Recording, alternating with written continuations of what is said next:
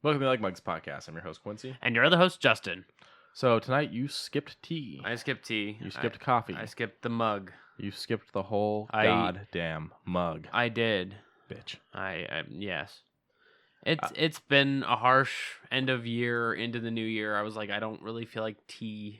And so I have You've a doctor. had a rough, week?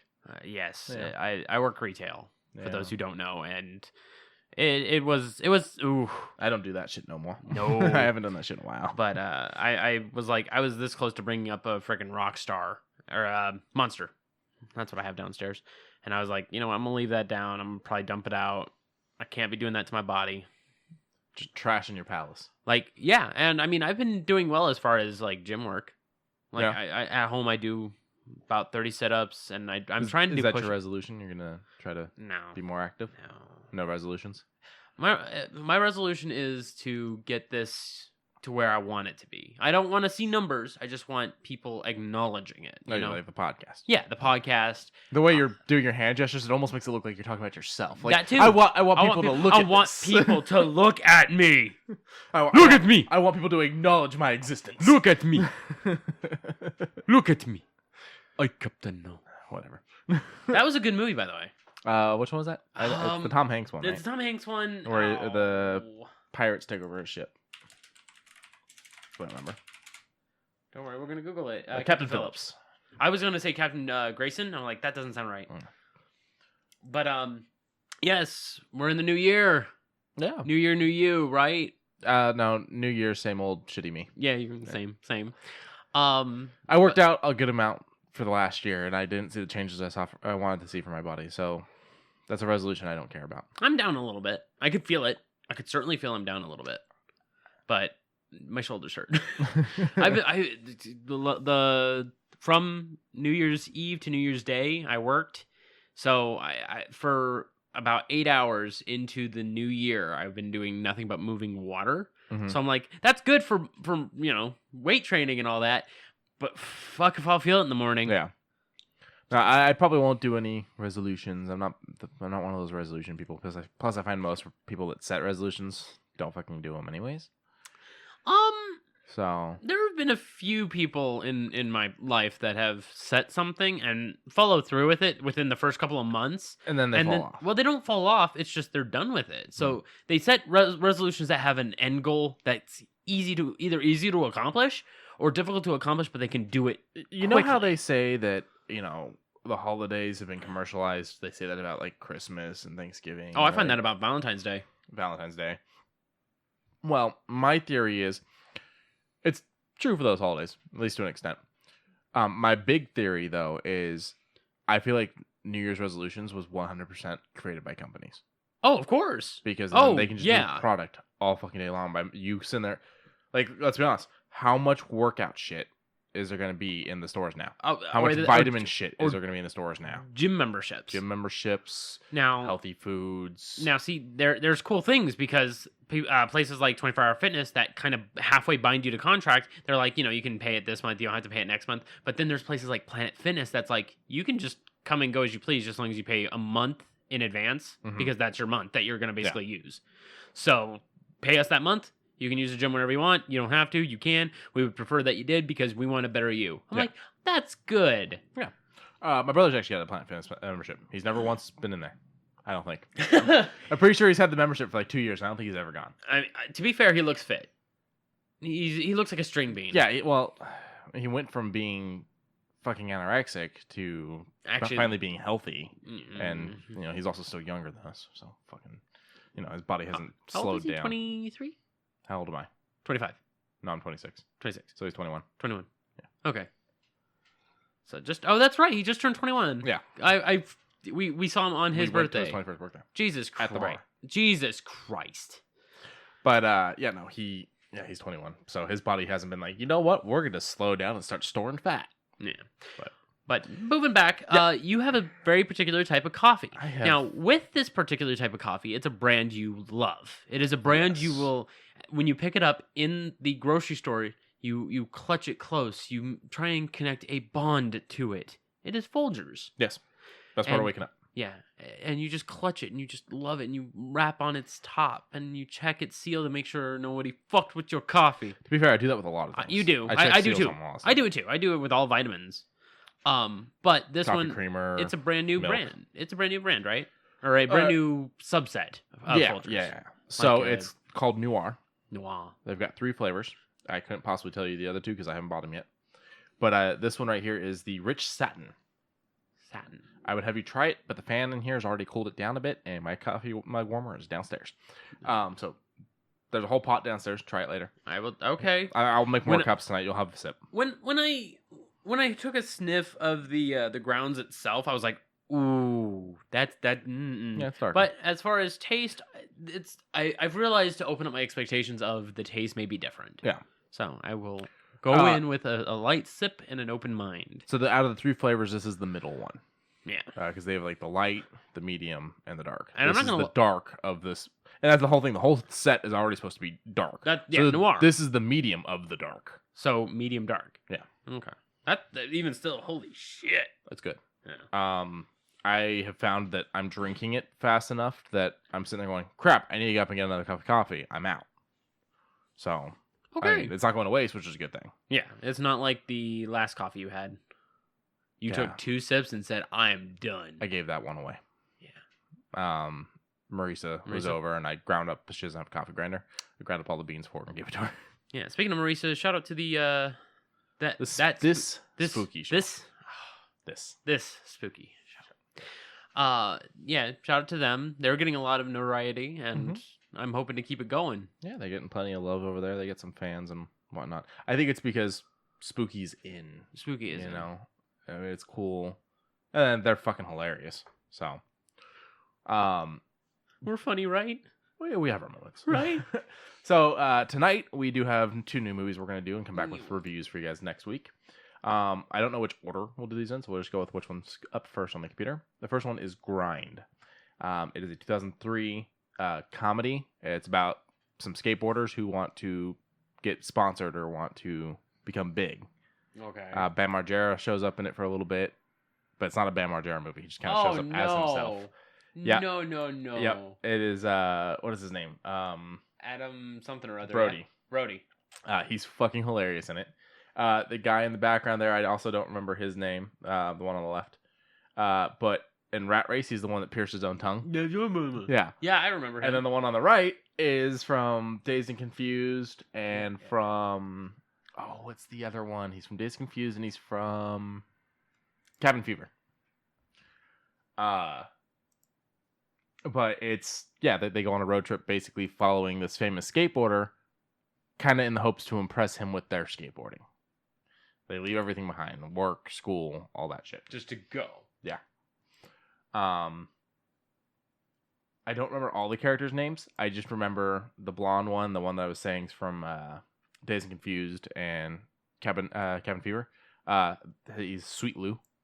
That's what they call him. He's Sweet Lou. Sweet Lou. Yeah. There's a lot of quotable moments from this that after you watch this, you'll probably start understanding some of mine and James's conversations. Okay. Because there's certain things that me and him quote, and me and Lauren as well. We'll sit there and quote parts of this movie to each other. Okay. Can you go back to the ratings for me? Good. So, this one's a 6 out of 10 on IMDb. Ooh. 8% on Rotten Tomatoes. Ooh, that is not It's a stupid comedy. Now, see, but that's There's a joke about men's underwear in there. You know, like it's one of those. But I It's mean, not raunchy. But so then why the 8%?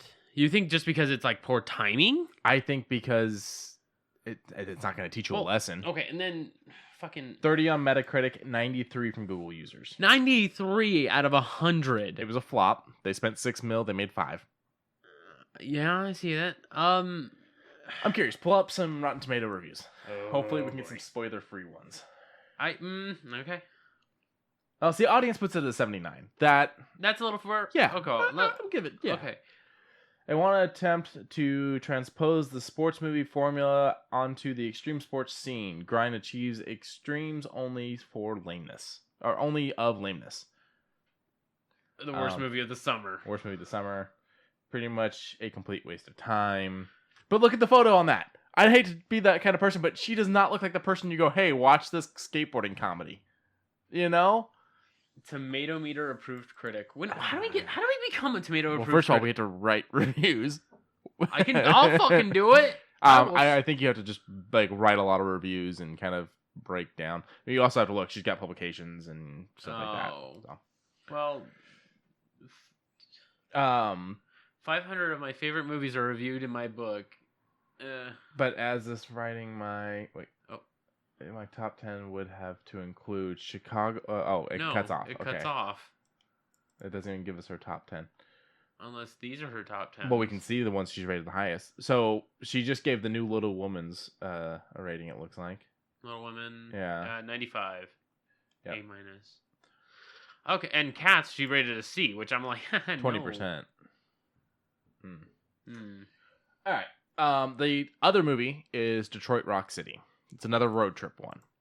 Now, I decided we should watch this movie because when I found out you hadn't seen it, I was like, oh, I love this fucking movie. You mentioned, and you said it's one of your favorites, yeah? It's up there, yeah. Now, the funny thing is we watched Fanboys. The fucking main guy in Fanboys is the main guy in this, and they're both about him going on a fucking road trip, and I feel stupid for not pairing those two goddamn movies. I'm a dumbass. You're not a dumbass, just it's about a little slow. 4 friends who are going to go to Detroit to see a Kiss concert, and nonsense ensues. They have issues with tickets. They have issues with one of the person's moms being super religious. All kinds of shit. It's a 6.9 out of 10 on IMDb, a 48% on Rotten Tomatoes, 33 on Metacritic, and 94 for Google users. It's funny. It's stupid. Kiss is actually in it. So it's not just like they reference Kiss. Kiss actually shows up in it and reenacts a concert from the 70s. Wow. Yeah. Okay, I'm excited for both. Even though I'm a little less so for Grind because of that 8%, I'm just like... just ignore that. I'm not going to. You're going to laugh. I'll probably laugh once. You're going to laugh way more than once. You think so? Yeah, you're going to laugh plenty of times. Ignore the 8%. Okay, I will ignore the 8%. And this is why I don't listen to critics also. When we become critics, that's when we can actually debase ourselves. Your favorite movie is Shaun of the Dead. One of, yes. Let's find a bad review. I want to see what a bad Rotten Tomatoes review for Shaun of the Dead is. Because this very well could prove my point. 92 on Rotten fucking Tomatoes. But you know it's going to have a bad review. So. Right there. Here's Rotten. one. Oh, I was just going to click Rotten. Oh, that works. All right. The movie bogs down and the humor seems to dry up, though the blood continues to well, spurt, and spew. 2.5 out of 4, that's roughly a 60%? Yeah. I don't know why that would be considered bad, though. That's what I'm trying to figure out. Pedestrian direction and script sap what and... Pedestrian direction and script sap. What anarchic fun this movie could have been. Okay, so I'm not crazy. That okay. Anarchic. Yeah. Okay, I'm like never heard of it used that way. Yeah. Okay. I'm. If to walk in ever a movie screamed, "Wait for the video," this is it. Silly drop-dead sight gags that don't seem to work as well as intended, but nevertheless offer some humor. I don't know. I mean, to call it bad. Ineffective as satire, comedy, and horror. Now that's a bit much. As far as satire, come on now. Yeah, I mean, it's not a horror movie. No, well, it could be considered one. I mean, it could be okay. It's a legit zombie thing. It's not a spoof. I call it realistic horror. What would you do in a zombie apocalypse? Oh, you would go to first a Walmart and then you would do this. But sorry, Philip. Yeah, like realistically, there are going to be some precautions. You would be a little weird to take, but you would take them. So here's the problem: I would not be able to kill my stepdad with a croquet mallet because he is almost 7 feet tall and there's no way I'd reach his head. Oh no, no. He would be fucking who's the big guy from Hot Fuzz? Narp. Yeah, pretty much. Playtime's over. The second half of the film is just standard horror movie showdown with a few mildly amusing gags. Now, hold on, Mr. Roper. Oh, shit, it's Mr. Roper. Now, hold on, Mr. Roper. I know you may never hear this, but if you do, the second part of the film is supposed to be the Till Dusk Till Dawn type of bullshit. Yeah. Where they're I can give you one reason why he's already wrong.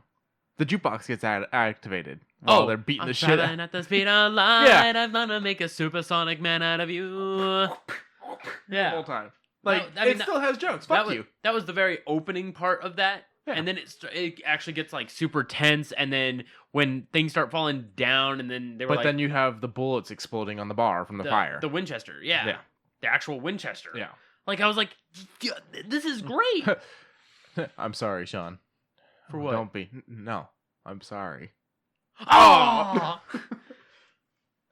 George Romero's zombie trilogy has generated an endless parade of remakes and ripoffs, but this clever British spoof comes closer than many of the bitter satire that makes his movie so distinctive. now hold on. Why is that a bad... yeah, hold Am on. I missing something? I want to say something. Clever British spoof. Why are you going to do like a tongue-in-cheek type of compliment and then like I'm done. Plus, Romero loved it and put them in his next zombie movie because of it. I didn't know that. Yeah, they're zombies in Land of the Dead. Really? Yeah, they're these two zombies that are chained up that people are taking photos with. I He fucking loved the movie. I need to watch that now. Like, It's rewatch it. a couple seconds. They're barely in it. I know, but I don't remember Land of the Dead. That's the one with the really big truck that they drive around in. And they shoot the fireworks to distract the zombies. Then I guess I don't. I have never seen it. Then. Oh, it's really good. Oh, It's most of the Dead series that Romero actually. We know the whole of the Dead versus Living Dead thing. So he did Night of the Living Dead, Okay. and essentially him and a friend kind of had a falling out, and so he goes on to the first one is Night of the Living Dead, and then it's Dawn of the Dead, Day of the Dead, Land of the Dead. They dropped the living, and the reasoning is the friend went and made his own zombie movies that have living in the title. So one got living, one got of the dead. So they didn't want to step on each So other's yeah, toes. you get Return of the Living Dead later on, and that's although in his first one of the Living Deads after Night of the Living Dead, they actually make a jab at one of his movies. Yeah, Like bad, or is it like ha ha ha? it's kind of unjust. Like in their universe, the Night of the Living Dead movies happened. Oh, okay. So it's like a light pad against the ribs. But Okay. his movies, the of the Living Dead, the zombies talk. There's all kind. There's like that's where the whole brains thing comes from. Oh. There's one in one of the movies. There's only one zombie to me that talks, and that's Deadhead Fred. I don't think there's any other zombies that could talk. I would refuse it. Zombie-headed Deadpool, just the head. I mean, to be fair, that is just Deadpool. True, but that one's actually zombie form because it comes from the Marvel zombies. Oh, fine. I'll give you. Okay, that's two. That's it. No more. But there's like one of the movies they stab at, like it's just a zombie head and they stab it in the eye with a screwdriver, but essentially miss the brain. So it starts screwing at them to get the fucking screwdriver out of its eye. It's like, get the fucking screwdriver out of my eye. Okay, I'll be okay. There's one that they're in an ambulance and he gets on the thing and he like radios them. And they're like, "Yo, come back to the hospital. It's safe." And one of the guys takes it and he goes, "Who's the president?" And they name someone random and like, I'm not going back there. You know, it's got its moments. Okay, But it's always some weird government thing that goes wrong in those ones every time. As where Romero's Night of the Living Dead, Dawn of the Dead, Day of the Dead, Land of the Dead, Diary of the Dead. it's just one big problem. It's been one continuous story. Yeah. And how the world's trying to survive and move on and stuff like that. I guess that could be the same said for the Resident Evil movies. Yeah. But I stopped But caring about society those ages ago. hasn't completely crumbled in Romero's. There's still parts of like Land of the Dead. The rich have built this big ass tower that they're all living in, living these fucking fabulous lives, while the rest of the people are living in squalor down at the bottom of the tower. And that's where like they're taking photos of the zombies that are chained up and shit like that. Okay. That's also one of the ones where they kind of start to notice that the zombies are more than just the dead coming back. A zombie, one of the main zombies in it is a mechanic. He was wearing like his jumpsuit still. He worked at a mechanic shop. Okay. And another zombie goes walking through and steps on that little thing that they have in the mechanic shop that Ding, dings. ding. Yeah. And so he comes walking out looking for the car. His basic instincts are kicking back in. Aw. And he basically becomes the leader of all these zombies that go to attack the rich. Oh. Yeah. So, John Leguizamo's in it, but it's not really a funny role for him. It's more serious. A little bit. I like John Leguizamo in serious. Yeah, roles. he does good. Don't get me wrong. Some of his, very few of his comedic things have been good. I fucking love him in Spawn. Okay, Spawn As the clown? Sure, yeah, okay, Violator? yes, that's fine and fair. The Fly, Oh. or Is it The Fly? The Pest. The Pest. I fucking love The Pest. I think that movie's hilarious. I don't like it. It's most dangerous game, but stupid. I wouldn't call it stupid. What would you call it? It's stupid. It's fucking stupid, and I love that movie. I call it a waste of time. Yeah. It's one of the first movies I made Lauren watch when we started dating. I'm sorry. I asked her what she thought of it afterwards. She just kind of sitting there staring at the screen and goes, fuck? "What the fuck did I just watch?" Yeah. We'll eventually do the Living Dead movies versus the Living Dawn versus of Night of the Dead. I do have a movie review. As where we didn't watch any because it was Christmas time and we were doing Christmas stuff and whatnot. Last week, I did go to the movies on Monday and I saw Knives Out. This is the new one from the director/writer of Last Jedi, whose name is escaping me at the moment. Ryan Johnson. It's good. You mentioned. And it's getting high reviews on Rotten Tomatoes, and I agree with them. I fucking love this movie. I would go see this movie again. Like, I would go back to the theaters to watch it again. 97 on Rotten Tomatoes, 91 on Google users, and then Metacritic and IMDb are about 8.1 to 8.2. Yeah, 82 on Meta. So I mean, I want to see it. I love Daniel Craig. He is a very interesting person. You said he does a Louisianan. Yeah, it's like a Cajun type of Southern drawl. Yeah, something like that. He plays Blanc, and they keep calling him Blank, and he's like, it's Blanc. He's a private eye who gets hired to investigate this murder. He has no idea who hires him, so that's kind of part of the mystery also. And it's the murder is believed to be a suicide, and he's not convinced. And it's really good. Toni Collette's in it. Jamie Lee Curtis is in it. Michael Shannon's in it. It's an all-star fucking cast on that thing. The acting is amazing. There's little things that happen in it that you kind of harken back to later on in the film. There's shit that we were still realizing days later, like, holy crap, we fucking missed this. Oh yeah, Christopher Plummer's also in it. Chris Evans is in it. And it's nice kind of seeing Chris Evans not being the Boy Scout. Yeah. Now that he's not Captain America. Before Captain America, what else was he in? Losers. The Losers. That's like not another team movie.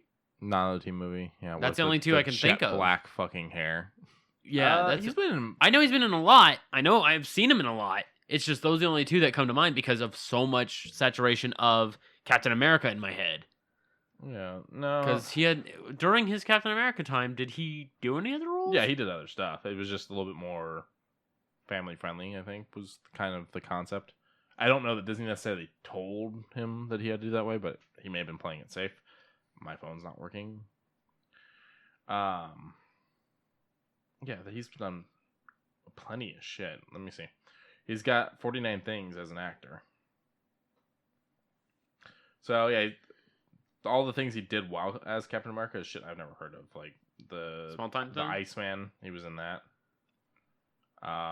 What's Your Number? But he's in Scott Pilgrim versus the World. He was in The Losers. He's in Push. Street Kings. Keanu Reeves movie. Oh, you've never seen Street Kings? No, it's fucking good. I know you guys can't see it, but I'm making a very. That sounds familiar, but I don't recall. Oh, I saw it in the bargain bin when I worked over at the old store. It's good. I have it. We'll watch it sometime. Okay. I forgot. He's fucking Human Torch in the first two Fantastic Four movies. When they did the weird CG animated TMNT. Not the live action one with the CG turtles, but the full CG animation movie. CG animation. Yeah, the one that was just TMNT in 2007. He's Casey. Oh, I could see him as Casey. I could see him as a live action Casey. I liked who they picked for the live action Casey for the new movies. I just didn't like that he was sadly in those movies. Really? I wasn't down for these new movies. Oh.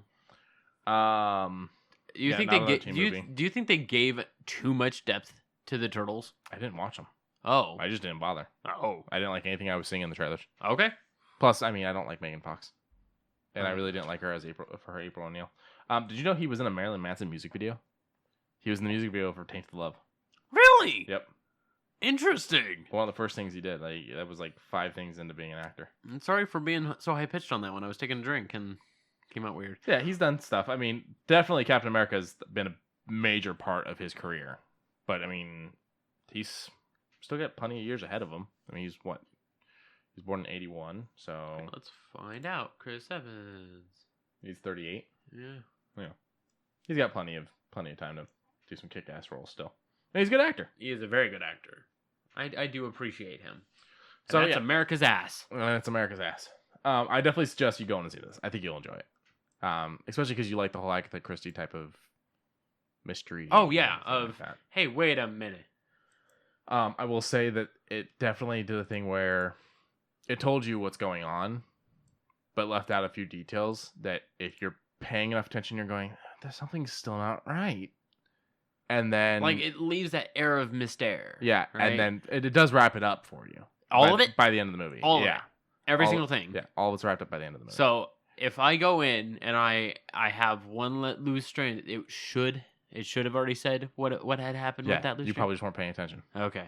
I'm just So making go sure. see it. 'Cause I saw it on a $5 Monday, and I'm like, I would have paid full price for this. I enjoyed it. So... All right, we'll stick with the idea of Chris Evans. Yeah, America's ass. America's ass. So Disney California Adventure in summer of 2020 is going to be opening up the Avengers Campus. So it'll be a bunch of Adventure-themed stores, shows, I think 2 new rides. There's going to be like a PIM place there. That was one of the other concept arts I saw. And it'll basically be for anyone that knows the setup of California Adventure. If you're walking down towards Cars Land and there's that area that's been under construction to your left that used to be part of Cars Land, Bugs Land type of thing, that's going to connect through all the way over to Guardians. So you no longer have to walk up the Hollywood section. Also, I think you're going to be excited for that. Yes, they're doing something called Spider-Man Slingshot. They're doing Doctor Strange Journey into the Mystic Arts and Avengers Quinjet Experience, as well as the PIM Test Kitchen. Obviously, they still have Guardians of the Galaxy Mission Breakout and the awesome Dance-Off, and then they're going to have the Heroic Encounters, which is like where they got the big Captain America shield. They take photos with Cap, Spidey, stuff like that.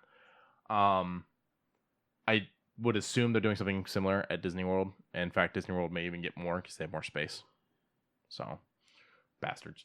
Yeah, I'm looking.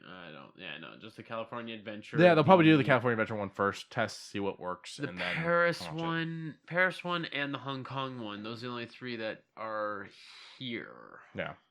Okay. Well, we'll see what happens. I mean, we kept you guys pretty updated for Star Wars line as it happened, so we'll let you know what this ends up looking like, and hopefully I'll be able to go to it this year. Yeah. We'll see. Moving on to another Disney-esque type of thing. I mean, now it's under Disney. Yeah. New Mutants, which debuted a trailer October 13th, 2017, and then was promptly not fucking heard of again. Which, okay, it had a date.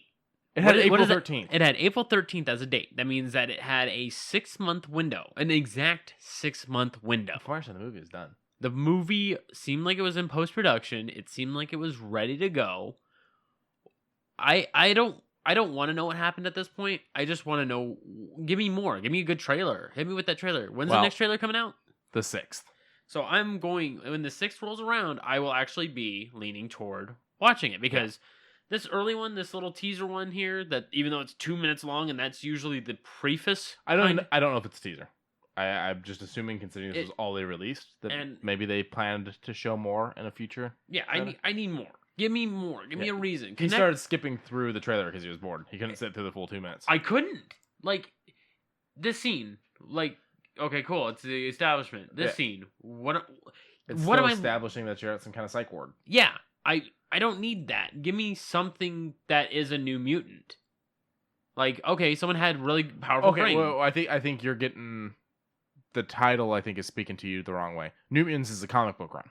Okay. It's not telling you you're going to see a new... I mean, these are all new characters, and we're assuming they're mutants. The title's not telling you these are the new mutants. I mean, they kind of are. But the title's because of the comic. It's not... You're taking the title too literal. Okay. Yeah. So, maybe just a little bit more then. Kind of like with Legion, like... What were you expecting? Were you expecting a legion of things when you hear that title? But Legion is actually a person. Okay. All right. Then just give me a little bit more, because even still, I don't know what I'm to expect. Are they trying to escape from this psych ward? Are they Are they chilling in this psych ward? I think they're being experimented on because they're mutants. Okay. But put all that to the side. This is connected to the X-Men universe, not the MCU. So it has the Marvel role at the beginning, but so did the X-Men movies without being connected because they have to technically have Marvel Productions involved because they are because they own it. Yeah. So then that makes me wonder: is there going to be a character in the New Mutants that we can acknowledge as a part of current arcana in comics? What do you mean? Like a character we can recognize? Probably someone from the New Mutants comic. Just the comic. No, nothing from past Revelations. No, I don't think Wolverine's not going to come walking through this. I don't expect Wolverine. There won't be Charles Xavier. None of that. None of that. But it'll pull kind of like Runaways. Runaways, you don't know any of those characters in the show, but if you read the Runaway comics, you know them. Okay. Yeah. Okay. It's the same universe, but it doesn't directly connect. It's what's going on with other mutants in the world. I'm going in blind. I'm just trying to figure it all out. I mean, you know me. I'm now down to watch more Marvel stuff, and I need to just have the basic understanding that all of it's, of course, on comic. I don't know if I'm going to go and watch this New Mutants. Well, let's wait for this new trailer. Let's see what it does. To be fair, I didn't watch the Wolverine movies, and I actually like those. I didn't go to theaters to see them though. I didn't have the drive to go see them like I did with Old Man Logan. Yeah, I didn't go see it in theaters. You didn't? Okay. No. I still haven't seen it now. Yeah. But also, I was watching the trailers going, it's not Old Man Logan. They're just calling it Logan. But like, everyone's kind of like, it's Old Man Logan. I'm like, it's not, though. It's like, he got old, but it's a whole different story. I like this adaptation. Having read both Old Man Logan before seeing the movie, I like them both. Okay. There's a few subtle it's nuances. That universe's Logan getting old. Yeah. And I'm going to be quite frank with... Just don't be Anne Frank. Bad joke? Yeah, terrible. Yeah. Having Patrick Stewart, play Charles Xavier again and be the older Xavier and, just basically being done with it all. Yeah. That was a good feeling. I don't know why. It just made me feel good. And I recommend this movie to be on your list, at least to watch in 2020. I plan to watch it. Yeah. I just never got around to it. That, and I think whatever the second movie with the young versions of all the mutants. First class, and then whatever the second Days one. of Future Past. Days of Future Past. Those are the only two I haven't seen. Oh, in the entire X-Men unit. Well, I haven't seen Legion, the TV show. I haven't either. But when it comes to the movies, that's all I have. Days of Future Past, I liked. I saw the ending of all fucking things. Oh, I want to watch the Rogue cut. From what I understand, they cut Rogue from the movie. Days of Future Past, they cut almost all of her scenes.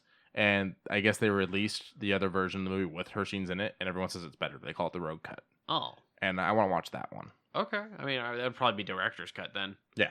More it's available out there, though. It's not like the Snyder cut where we're never going to get it. It's actually something that's out there. But we want the Snyder cut. It's not going to happen. It's not going to... Okay. So, Quincy and Lauren are huge fans of Dracula. No, Yes. I wouldn't say huge fans, but It's my favorite book. It's your favorite book. It's one of Lauren's up there. I wouldn't say. Yeah. So Netflix and BBC did a bit of a handshake to do a Dracula TV show. I think the way it's working is BBC's making it. I think Netflix has the American rights. Oh, well, yeah. I mean, I could be wrong. Same thing for Sherlock. Kind of, because BBC aired it, and the only way we could see it was through. Well, Netflix. PBS does it. Huh? PBS does Sherlock as well. You can see the new episodes on PBS. Oh, really? Yeah, as they're airing. Or if you have BBC One or Two, which I have. Oh. But no, what I'm saying. So with Sherlock, Netflix has the streaming rights until basically. So the way Netflix works is they buy something for an X amount of years for an X price. Okay. Which is what they have with Sherlock. Okay. This one, I don't think is the case. I think they worked together where they're like, instead of you trying to distribute it to America, we'll do it. I don't think they bought the streaming rights. I think they're kind of like, they bought distribution rights. A little different. Okay. I think that's because this is being advertised as BBC and Netflix. As where Sherlock is just advertised as Sherlock on BBC. Okay. That makes a little bit more sense. But even still, we're getting another Dracula. So, yay. came out yesterday. The actor playing Dracula, he looks really good. I get the Bela Lugosi vibes. Yeah. Like, straight out. I don't think it came out yesterday. I think the trailers dropped yesterday. Oh. I'm going to pull it up right now to double check.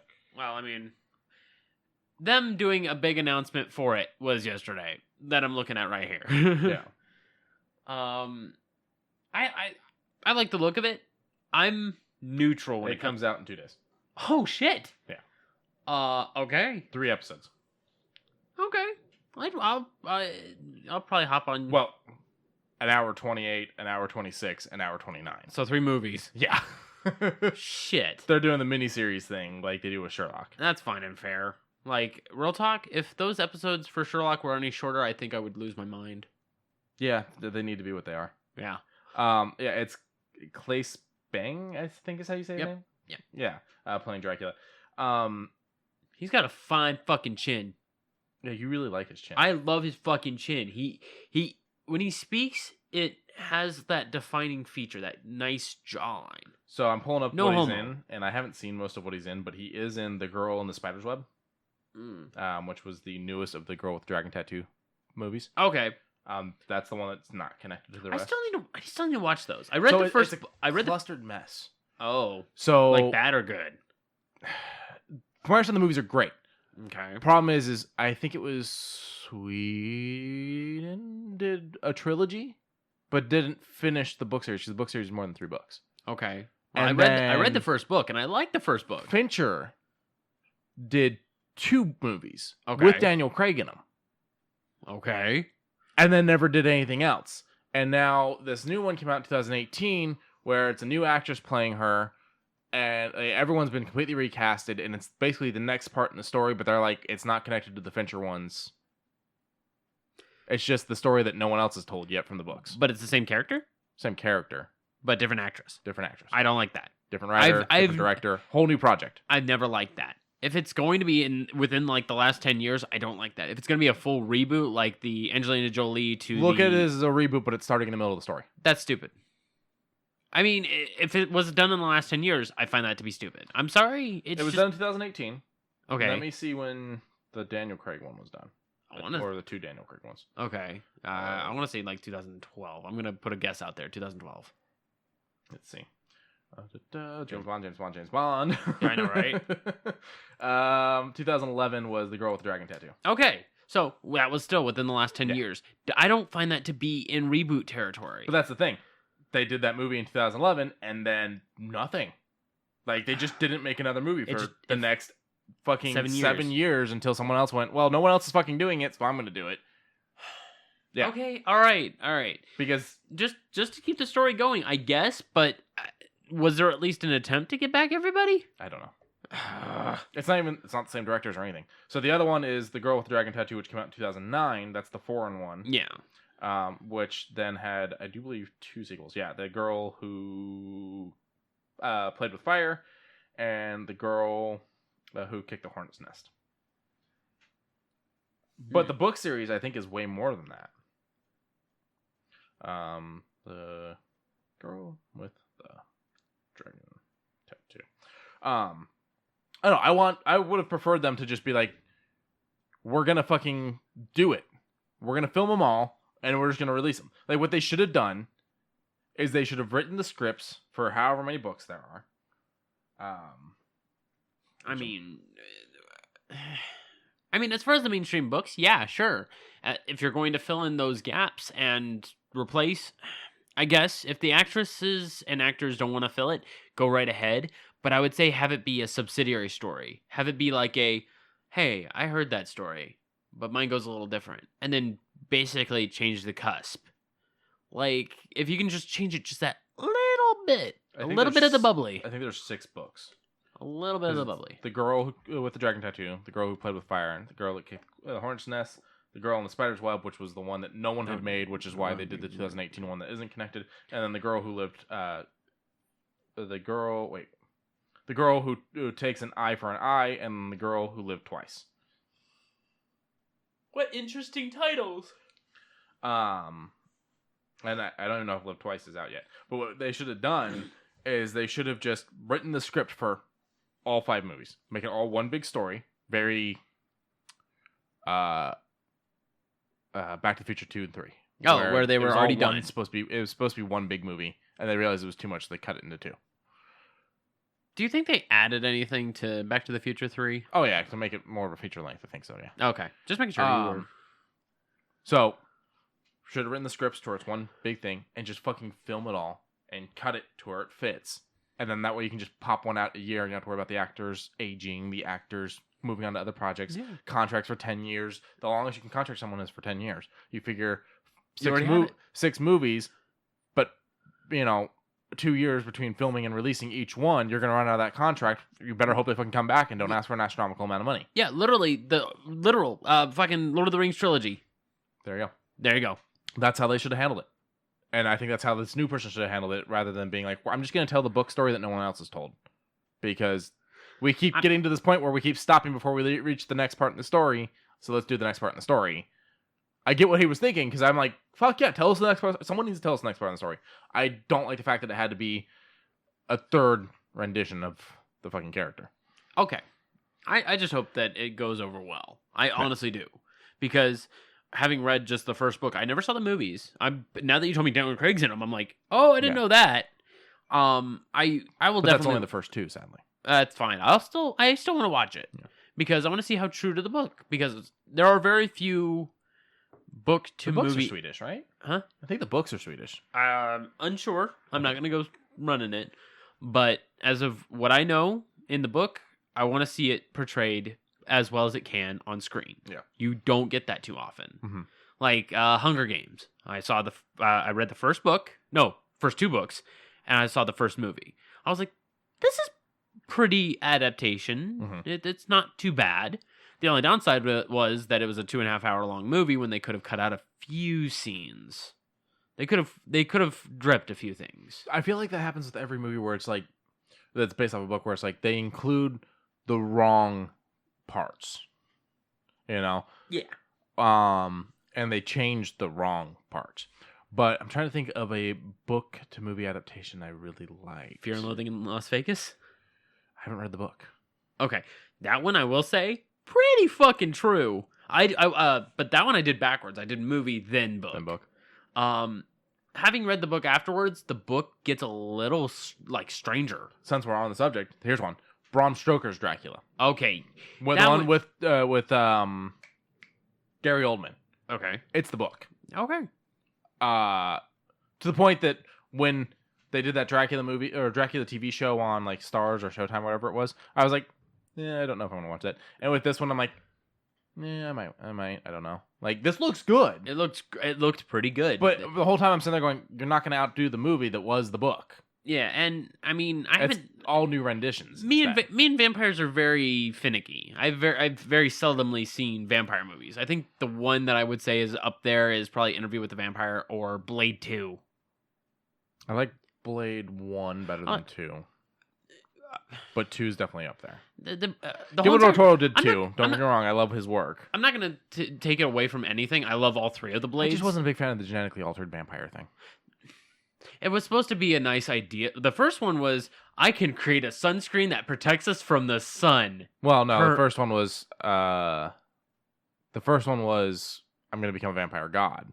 The second one was, I'm going to genetically modify vampires to where their weaknesses aren't a problem. That's it. Okay. Then 2 is then 3 is the one where he has to kind of like 3 is the one where Dracula shows up. Okay. Then I'm getting which is the guy from Prison Break. Yes. Okay. Then 3 is the one I'm thinking of. 3 is the one that I like a little bit more. With 3 is the one with Ryan Reynolds. Yes. Hannibal King. Yes. Okay. Interview with Vampire is good. I didn't like Queen of the Damned as much, but Queen of the Damned I feel is much more geared towards women. And also, I mean, as a guy who watched it, I do admit, yeah, it is. It's very sexualized. It is towards anyone that finds men attractive. I also or finds distinctive dark-skinned women attractive. Well, don't get me wrong, she's gorgeous in that movie, and I love those scenes. Yes, but I feel like they just focused on Lestat so fucking much in that movie in such a sexual way. I mean, he was supposed to be the bane of all succubi, which I get. It's a fine angle to hit, and I'm glad that they hit it. It just should have still been Tom Cruise. Oh, hell yeah. I don't like the fact that they recasted. Like, that was weird. Okay. But having him be the bane of all succubi because no succubi can resist him versus him resisting a succubi, that's a good idea. That's a good angle. Yeah. Work with it. You didn't work with it. Why weren't you working with it? Now you have this weird, I don't want to call it awkward, I but do like all the corn in it. Huh? Corn? The band. Oh, yeah. Featured throughout the whole that was great. Having that be the opening was just fucking weird. You know he's in it, the singer. He's just walking down the street, but he's in it. Yeah, he's chilling. No, for me, Lost Boys, the first one. Lost Place is a good one. Yeah. The sequel was okay. I never saw the sequel. I didn't watch the third one. I didn't even know there was a third one. Yeah. So the sequel. Now, does the sequel have everyone coming back? It's just I got you. Oh, it's right there on the tip of my tongue. Well, here. Corey. Okay. Corey Feldman. Feldman comes back in 2. Haynes shows up for a post-credit scene because Haynes was actually supposed to be a big part through the whole movie, but his drug problem was so bad at the time. They kept him away? Feldman had to straight up tell him to leave. He was fucking up too many takes. Ooh. And then he passed away, and they did number 3, and I do believe Feldman came back for 3 as well. Okay. But he had to basically tell Haynes, we can't have you in the movie. And they just brought him in for a little thing at the end. Now, you said 2 was okay? 2 was okay. I think if 2 had been what they were aiming for before they had to tell Haynes to take a hike, I think it would have been great. Okay. But it was okay. It's basically just another group of vampires in the town. Eating maggots. And Haynes is still one of the Fog brothers, and he's still out there hunting vampires. And now he's an adult hunting vampires rather than being the teenager trying to hunt the vampires. So okay, okay, that's on my list. Yeah. I don't go in expecting it to be as good as Lost Boys. No, because when you're saying it's okay, I'm like Lost Boys. I would throw it in as far as vampire movies for me. I would throw it in. Lost Boys would make top 5 for me in a vampire movie. I would say low in the top 10, like 8, 9. So I feel like Bram Stoker's Dracula. That's up there. Bela Lugosi Dracula. I've never seen it. The original monster movie? I've never seen it. Okay. There's all the old monster ones. Literally, The Mummy, that's the very first one I've ever seen. Wow. I take that back. Lauren did show me Creature from Black Lagoon. That was last Halloween. Yeah. Then probably Lost Boys at number 3. Number 4 would be... Let's spacey on it. It's Bill Paxton. It's a vampire movie. Just look up Bill Paxton vampire movie. Yeah, you got it. Bill Paxton. Who is a fucking treasure that I hate we lost. Yeah, same. Near Dark. If you haven't seen that one, it's really good. I call it a drama crime. I'm interested in that. So you see this image right here with Bill's face all fucked up? No, the one on the left. Oh, the actual cover? Yeah. So that's actual makeup they used in the movie. That's how he looked at one point in the movie. That looks good. There was this loud-ass train that used to go through this town where they were filming, and he walked into a bar like that after the train went through one night and went, "There's been an accident, man. Somebody help." He was a treasure. Like that. That is like some top fucking tier practical joke right there. Yeah, but then flip through these photos of him trying to be sexy vampire. He's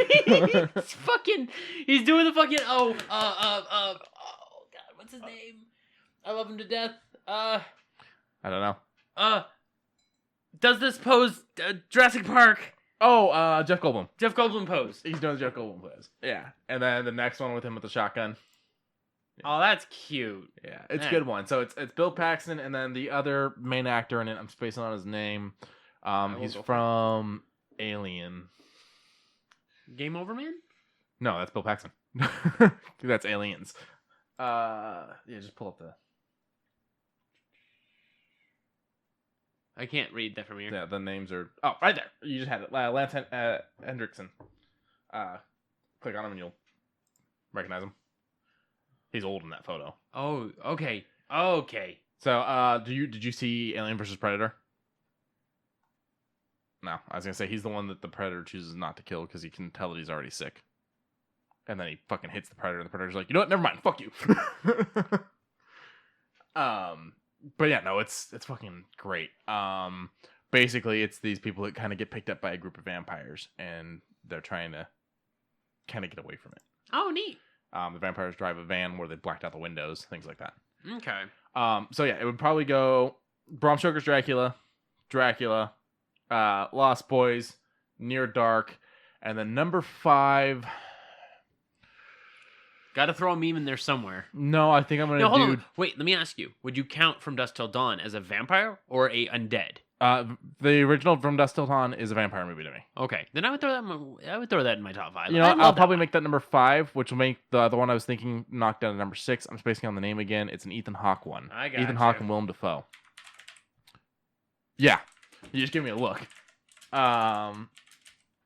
It's a fucking vampire movie. I'm spacing on the name. Daybreakers. Basically, the world's ran by vampires now, and there's a kind of a crisis coming because they have taken over, and the only humans left are being farmed for blood. This is on the list. There's not enough humans to keep sustaining billions of vampires living on Earth. This is on the fucking list. This is on the fucking list. Ethan Hawke is a vampire scientist that's trying to come up with a substitute for blood and can't really figure it out. It's good. I really enjoyed it. Ooh. You just came across a news article that looks very nice.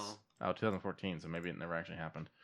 But interesting. Al Pacino, Willem Dafoe, Ethan Hawke set for double duty. Yeah, let's see if it even came out. Yeah, check it out. I love all three of those, man. Yeah, same. Actually, there's a lot of Ethan Hawke movies that make it tops of lists. That's not the same thing. That's not the same thing. Unconfirmed. Have Okay. nothing. Sorry. Ethan Hawke's one of those actors for me that hits the tops of a lot of lists. Pacino. Pacino's up there. Pacino's definitely up there. Willem Dafoe's pretty good too. I mean, without Willem Dafoe, Boondock Saints doesn't end up being what it is. Oh yeah, and I mean even him as Norman Osborn. Yeah. In Spider-Man. Yeah. The fucking mental breakdown that he has. Yeah, the two sides and everything. Him coming back as Visions for Harry in the sequels. It's great. You could not have picked a better actor, I don't think. Raimi did some really good casting while also doing some really bad casting. Looks over at Spider-Man 3. You're right. Yeah. But then think about Spider-Man 2 with who they got for Doc Ock. That was fucking perfect. And he even said, I will come back for the MCU if they want me. I would love him to. Yeah. But then again, I think at this point in time, I think maybe a change up for a more stringy Doc Ock. Not like a lower body build, but like a more stringy. Yeah, but I mean that he was always kind of that lower body build in the comics. Yeah, you're right. That's why it worked. Same thing in the animated series, yeah. But the other amazing casting was J. Jonah Jameson. Oh fuck yeah! No, you cannot. No, and he fucking came back. Yeah. Yeah, they got him to come back, and I'm like, and even in the fucking video game, God, yeah, he's fucking amazing. And he's also the owner of like the head of Aperture Science in Portal. Oh yeah. If you listen to the recordings. What do you do when life gives you lemonades? You make lemon take grenades. lemon back. Make combustible lemons. Burn their house down. Jesus fucking Christ. And just the whole time GLaDOS. Yeah. Get mad. Burn their house down. Yeah. Take the lemons back. She's just a little potato GLaDOS. Like, yeah. I asked Alexa something, and I do believe GLaDOS was the answer. Like, she talked about GLaDOS. Yeah. We'll need to talk about that. I've played with my Alexa a lot. Asked her all kinds of fun stuff. Yeah. Sorry for the begging. I'm still getting used to our new table versus the coffee mug. Yeah, we're gonna get coasters. We're gonna get some soft cork coasters. Yeah, we're gonna make things. We have a table now. We got a great table where we're actually like talking to each other, facing each other. Yeah. Turn to look at the screen. Turn back. Have to see each other again. It's great. It's like a jump scare every 20 seconds. We totally got so far off subject. The Dracula thing is going to be on Netflix. Yes. It's through BBC, and one of the cool things they're doing is there's someone taking you on a tour of Dracula's castle. You can actually watch that. The actual one in the actual one in is it Transylvania now? Is it still Transylvania or is it Romania? I think Romania technically. Okay. I don't know the specs on that. I don't know if it's that castle, but did you know that castle has wine you can buy? Yeah. They did an episode on Viva La Bam. Yeah, Bam Margera drives there in the fucking Lamborghini. And then it's for Phil and April's wedding where they're collecting all the food. I've watched the episode way too many times. That's a good set of episodes. Especially because it ends with Don Vito being fucking handcuffed to something and being left. Bam! It's like a 2 or 3 episode fucking thing because they did this huge trip for Phil and April's wedding wedding anniversary. Pistachio. I like pistachio. I have no idea what you're saying. Pistachio? Oh. When he got his pistachio gelato. Gotcha. Don Vito's got some of my favorite moments in those. Like when they're yelling at him to row his boat and he goes, "What do you want me to do to row it?" And then he just kind of stops and goes, "Gently down the stream." Just gently down the stream. He was a trip. Yeah, from what I understand, he had some issues though. Kind of like some younger girls things like that. Mm. I don't know the specs on that, but there was one other moment where he's got me laughing. Someone comes up and asks him, one of the guys is being his waiter, and goes, "You want the soup of the day or soup du jour?" And he looks at me and goes, "It's the same fucking thing." Do you have? So I don't want to go through the whole decade like a lot of people are doing, and I don't even. Do you have anything over the last year, or even the 10 years if you want, that really stood out to you? Video game, movie, television, anything. Just the one thing that when you think back, you just go, "This blew me away." Oh, wow. I know, big loaded question. Yeah, it's a very loaded question. I guess over the last 10 years, there have been a few things to make me go, ooh. Counter-Strike Global Offense really kicked off, and I was like, this is my thing for a while. That was your thing big time when we started regularly hanging out. Like, that was the thing you were always talking about. Yeah, I was like, I'm gonna go home, scrim up. I gotta get back up to DMG. I never made it back to DMG. If you think about it, over the last decade, we've known each other for about 7 years of that. Yeah.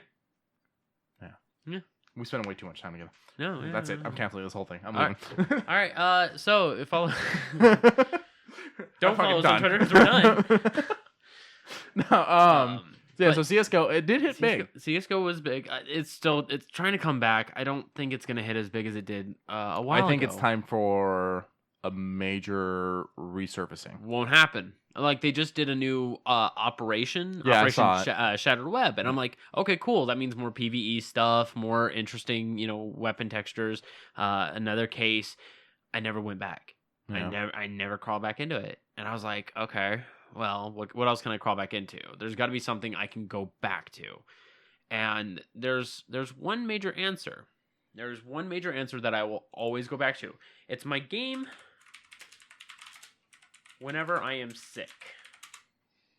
And it is called Hyper Light Drifter. Okay. Whenever I am sick, it is what I enjoy playing. Released in 2016, but I think I bought it about maybe late 2016. Okay. But I enjoy it. It is take the preface of Legend of Zelda, have that isometric top-down look, and you just go. Okay. Music feels great. The atmosphere feels great. There is no negative part of this game. Everything, I enjoy the color schemes, how it feels, how it looks. I just can't express it enough.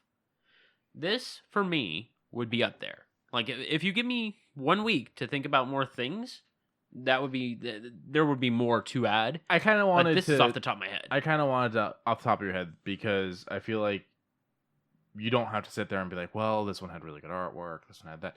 It is literally the thing that you just sit there and go, I fucking loved this. And I'm not ashamed that I love this. Yeah, Hyper Light Drifter, it's on sale. Well, today's the last day, so I don't know how it's going to be, but it's worth $20. It is half off right now for $9.99. Probably by the time you hear this, it's on all platforms, right? It is on all platforms now. It just got released onto Switch, I think, last year. Yeah, 2018. Considering the Switch just came out last year. But it was one of the very first games that came for it, as far as their eShop. Oh wait, shit! It's 2020. I can't say last year anymore. Technically, it came out 2 years ago. Technically, yeah. But it is my go-to game for whenever I'm sick. If it's something I just want to just slide right onto because it's so easy to run. You don't need a heavy tank of a PC to run it. Mm-hmm. It's pretty. It's nice. I keep spitting the same words because it's true. Speaking of things that are near and dear to me, music and video games. We talked about this way long time ago, almost a year ago, because that was one of our first little tiny half topics. I began to actually delve into my music lists, and I want to make a project of it. So if you guys are on the YouTube scene where you're listening to this, be prepared for another little tiny tidbit. Probably in the next, I'm hoping 2 weeks, I'm going to get that project up.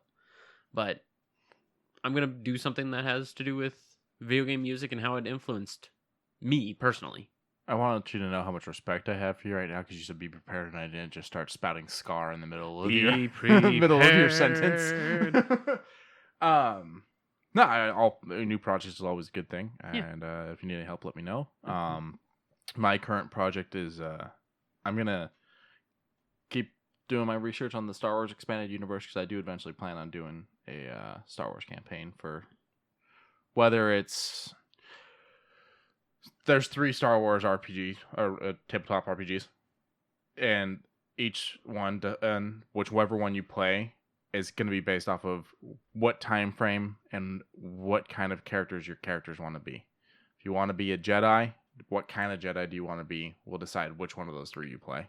Interesting. Yeah, the mechanics all kind of work a little different. They can all be played chronologically as well as a continued thing. But that's going to be my big project. And then obviously continue helping the Spooky Show where I edit their show. Spooky Show and then this show. Yeah. Okay. Now, my things for the last decade. So, you had a really good thing with the game you go to when you're sick. My dick around replay 8,000 times game doesn't follow in with a decade. It missed it by 1 year. And that was Batman Arkham Asylum. Oh, yeah. Came out in 2009. Now, would you say the definitive edition kind of nudges you considering that came out later? I don't want to count that. I feel You like don't that's count such a cheat answer. So instead, what I'm going to do is I'm going to pick one of the next 3 that came out. Oh, because you have Asylum was the first one, but came out in 2009, and then you've got City, Origins, and Night. I can tell you right now, it's not Night. Yeah, no. I just smacked the mic. You did, but it's okay. It didn't pick up. It's gonna be Origins. Origins? Yeah, okay. I love Origins a lot. I need to really sit down and play them because I have City, Asylum Definitive, and Origins Definitive on Steam. Yeah. I got them all for inexpensive. And with me, you have physical copies of all of them while also having the digital copy of something. I've got a lot. Yeah. So that one for I don't really want to do anything.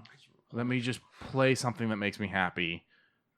Let me go beat up some guys. Yeah. And it's going to be Origins. Like you still work on the time trials. Yeah. Like you're still working on those as just like, okay, we're getting food cooked up.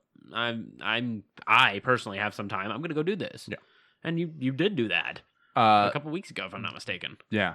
The game that I think blew me away the most out of the last decade, though, the Resident Evil 2 remake. Oh, yeah. And I know I've talked about it a lot on here, and so I don't want to keep just, going at that same fucking thing. Yeah, no, But that game just fucking blew me away, dude. And I've played 7, and I'm like, 7 ain't shit compared to that remake for 2. Okay, 7 gave me 2 panic attacks, but that was on Madhouse mode, but that's another story for another time. But, no, what I can say about Resident Evil 2 remake is I'm so glad they kept the source material alive while adding new mechanics. Because I was there when you were playing it, and I was like, I don't want to spoil anything, but there's an item in that. And then you opened it up, and lo and behold, it was that item, and I'm just like, ah! The helicopter crashed into the building, and you're like, yeah, go look at that. And I'm like, I don't want to look at that. You got to go that way anyways. Go look at the helicopter. But when they did the helicopter thing, I'm like, they've got to do a remake for 3. There's no way they're not going to do the remake for 3 because 3 is the reason the helicopter happens. Yeah. You're left wondering in 2. At the end of 2, you still don't know why that helicopter crashed into the building. You do and you don't. If you recognize, like, in the OG, you can barely make it out because Lamau old PlayStation graphics, but you can see the Stars logo on it. Yeah. You can see that it is a Stars helicopter. Yeah. So you do get... But that just kind of more tells you a helicopter headed to Stars, which is where you're at anyways. No, you're at the Raccoon. You're at the Raccoon. But they have a Stars office there. Do they? Yeah. I want to say it was down the street. No. You see I'm pretty sure it's up on the 2nd floor, isn't it? Where you see everyone's desks and you can find the photo of the girl in Wesker's drawer, which they made way more risque in the remake. They did. She's in like booty shorts. Yes. Yeah, that's in the police station. I want to say he was getting transferred at that time, but you might be right. Me no big think. But either way, I'm like, yeah, they're gonna do 3. They have to do 3. And then here we are. We talked about it a couple episodes ago. 3's a thing, and I am so excited. It's so far the only game I have any intentions on pre-ordering anytime soon. For me, I'm still like on the cusp of Cyberpunk 2099. That's my maybe for pre-order. Nothing else is like saying, hey, pre-order me, because 2 things. One, I don't support GameStop. I can't. Not after barely working for them for a minute, and then the poor customer service I get is my reasoning. yeah, no. Like they're even their exclusives. But you can pre-order through other places. The Yeah. only issue is you pay full price up front rather than the $5 down. Correct. And then again, if I want to do that, even if I go through, let's say, Amazon, and I'm like a few days late, I still get the fucking pre-order bonus anyways. Yeah. That's what happened with the only other thing. Fallout 4. The only other thing I could see myself pre-ordering anytime soon is far from being pre-orderable because it just barely got announced, and that is the new Batman game. Oh yeah. So right now it's just Resident Evil 2. Witcher 4 when it finally happens, but that's years off because they just renegotiated the contract with the writer. Doom Eternal. I know we both like Doom. Okay, but... so I loved the last Doom, and this one looks super great, but there's nothing they're gonna offer me in the pre-order. Okay. That's gonna make me go, I need to pre-order it. Dying Light 2, I still need to be Dying Light 1. Yeah, I haven't even played Dying Light 1. I love parkour games. I love Mirror's Edge. Mirror's Edge Catalyst kind of shook me because the controls were superiorly not great. Yeah. Okay, Final Fantasy is one the remake for 7 is one I'm definitely excited about. And would be the next closest thing to pre-ordering, but I probably won't pre-order it unless you're like, hey, can we digitally pre-order this on the Xbox? Yeah, if I decide that I will go halvesies, then we will pre-order it. But at this point in time, I've beaten 7 twice, and I'm content. This will be my first playthrough. Yeah, so I'm content with the old school PlayStation 1 variant. And I don't want you pre-ordering a game just because of me. You're right. I'll pick it up when it's on sale. Like, I would love to see how it looks now, especially with it being a more active fighting system. It's going to take pages from Final Fantasy 12 and 14. And I'm like, oh. So it'll actually feel a little reminiscent of 15, a little bit. So you might actually get that feel for the combat because I enjoy 15 a lot. Yeah. Ghost of Tsushima, Nope. No. It's all these samurai games are actually starting to get out of nowhere. Yeah, 4 were announced over the last. Right now, I'm not gonna fucking do Half-Life. Well, number 1 VR. Number 2, it's I think it's gonna be a Steam exclusive. I don't think it's gonna be console. I was gonna say if it comes to console, I have the VR for the PlayStation. Hang on, let's find out. Yeah, just okay. PC. Yeah, so then I'm not doing it anyways. Yeah, but I don't care about the new Halo. The new Halo, yeah, no. Gods and Monsters. I was interested in. Interesting, but not enough for a pre-order. Well, what sucks is that was a while ago. Yeah.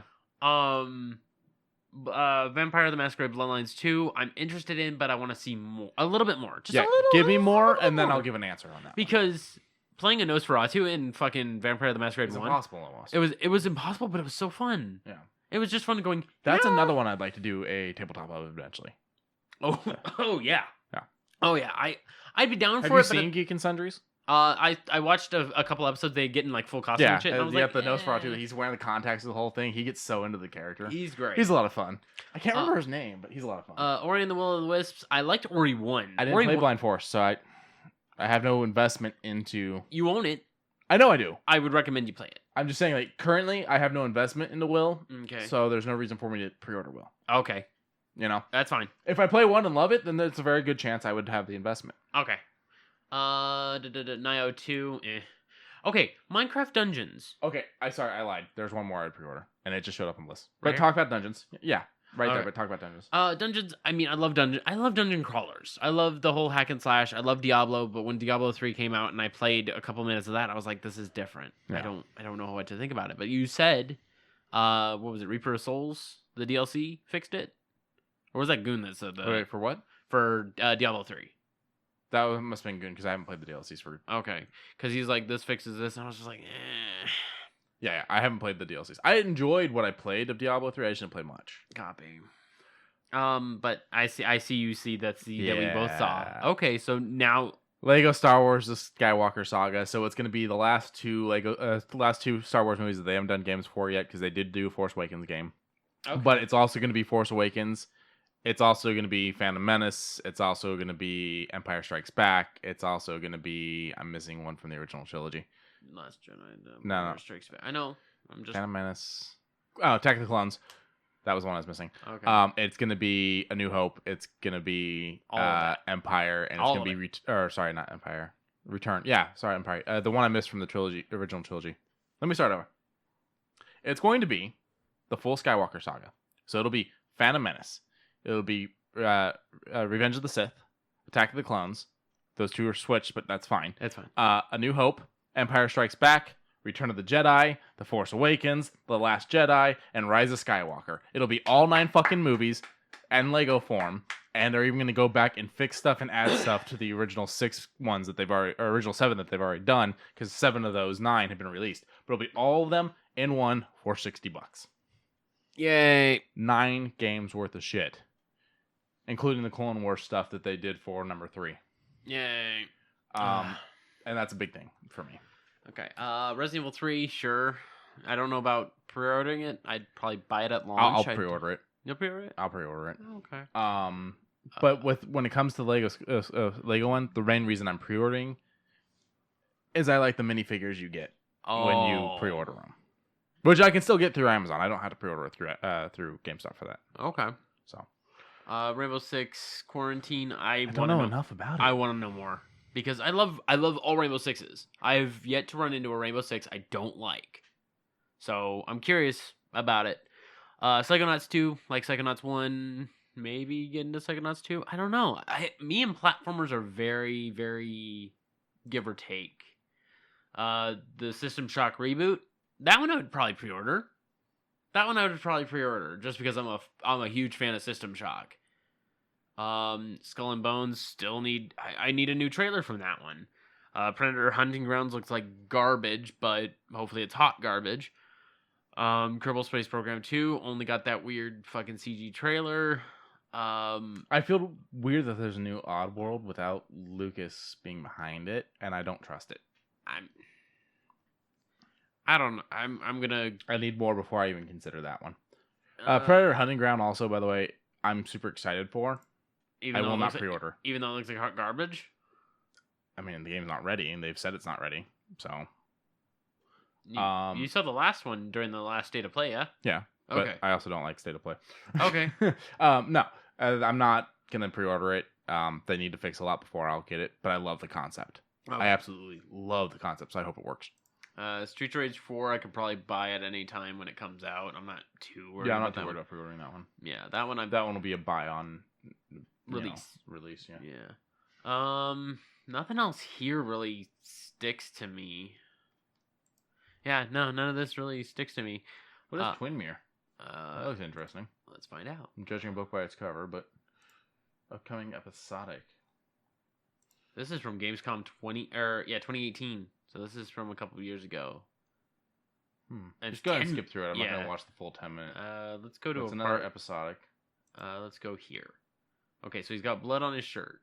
So I'm thinking this might be on the same vein as like Heavy Rain, where your choices matter. I'm hoping, because I want another Your Choices Matter story. So I was thinking maybe another Life is Strange, where it kind of mind fucks you a little bit. I'm hoping because I know we're getting Wolf Among Us 2, and they said that your choices are going to matter, and I'm like, okay, good, because the last one, it was very mild, but it made you feel good and big. He's suddenly in an ocean. Go ahead and skip forward a little bit more. I want to see more randomness. Okay, it's like a broken ass world. This looks interesting. I mean, you want a broken ass world? Play fucking Dark Souls 3. Shit. Broken in a different way. No. Yeah. No, that's Dark Souls 2. Souls. There's a fucking train and the ground is showing up in front of him. Broken in a different way. Yeah, Dark Souls 3 has it to where there's like a fucking clock tower sticking sideways, and you gotta fucking head around that. I know, it looks weird. I'd have to look more into it before I make a decision. Yeah, it looks okay. What the? When in the bathroom? Yes. Oh, he's solving a crime. Oh no, he's solving his own crime. He's trying to piece together what happened. Okay, interesting. And then he fell asleep. Cool. Okay. So there's some stuff to look forward to this year. I did watch the Black Widow trailer, and I am a little bit more interested in that movie than I was before, but I still don't know that I'll necessarily go see it in theaters. However, Wonder Woman has very much made me sit there and go, I may need to see this in theaters. It made me go, holy shit, this is like a nice like retro throwback, but at the same time giving it a nice breath. Yeah. Plus, Chris Pine's back, and I love Chris Pine. So, and Justin just punched the brand new table. Oh, I crammed my pinky. So, for those who don't know, I like anime. I haven't watched a. You do? I haven't watched a recent. The most recent anime I've watched is Demon Slayer, and I've fallen behind. I need to watch Doctor Stone because that seems like There's a different doctor you need to watch. Oh, who?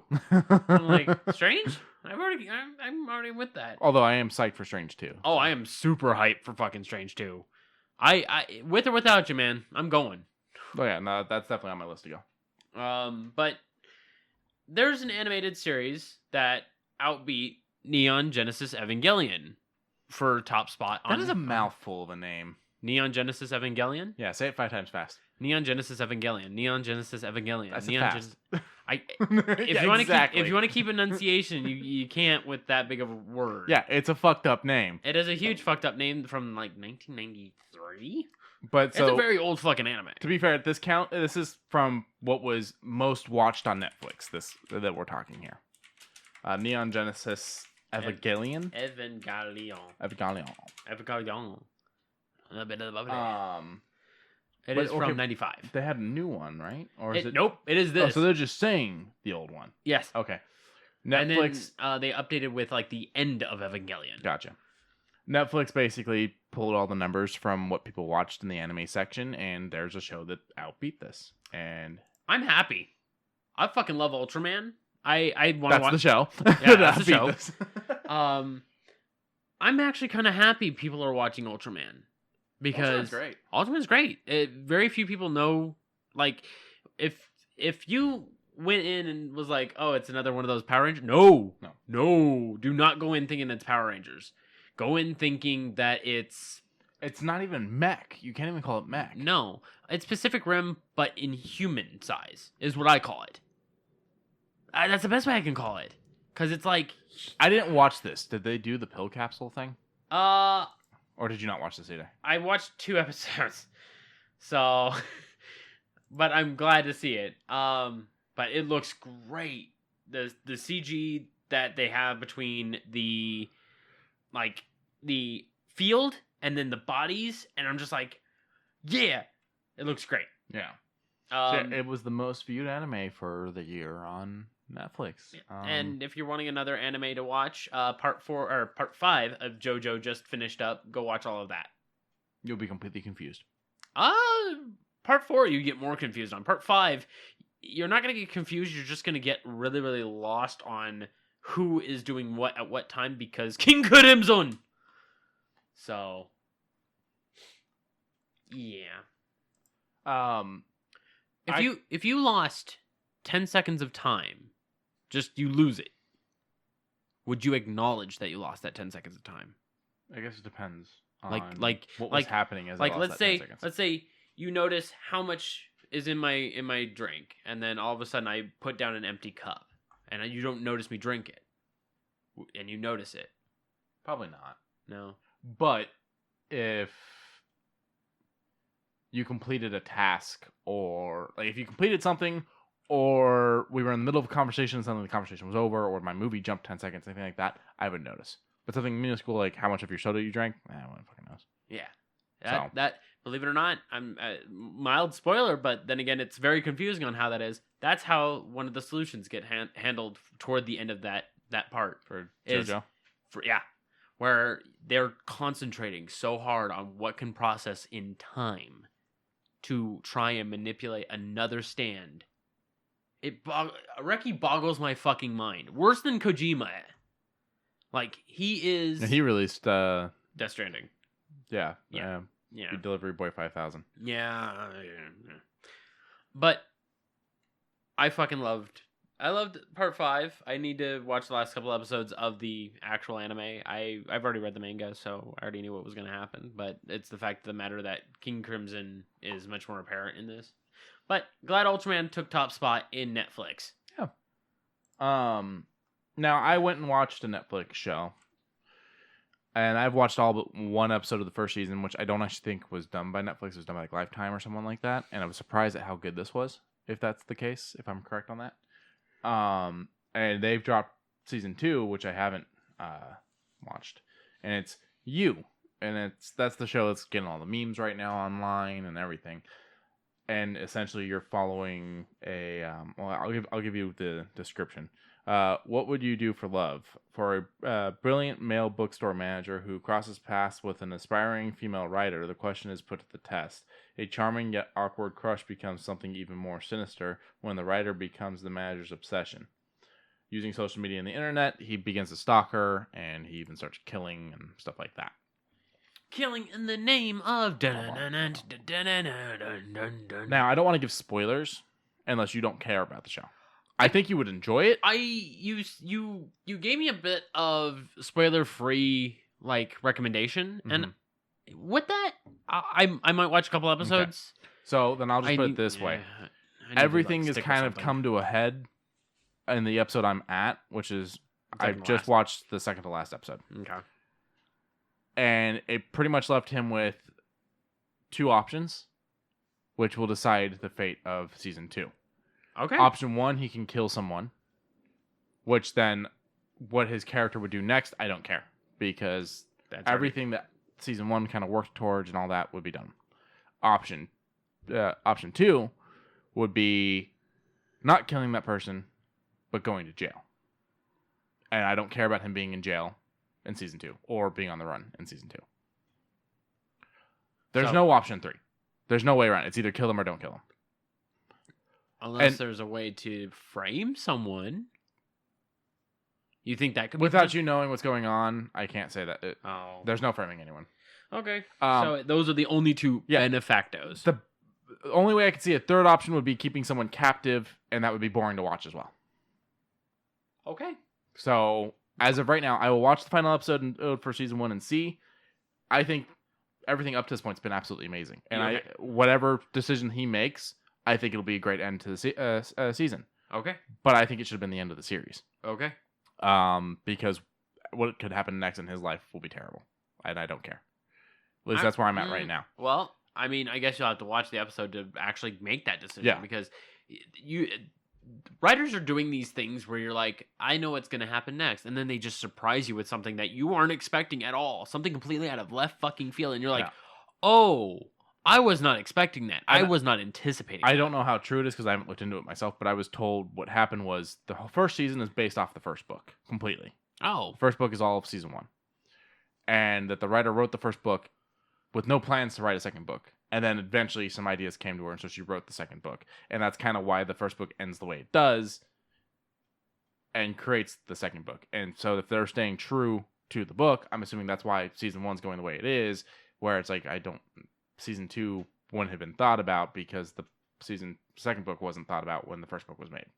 So it's not like a forced decision. It's just this is getting popular. Let's go ahead and keep it going.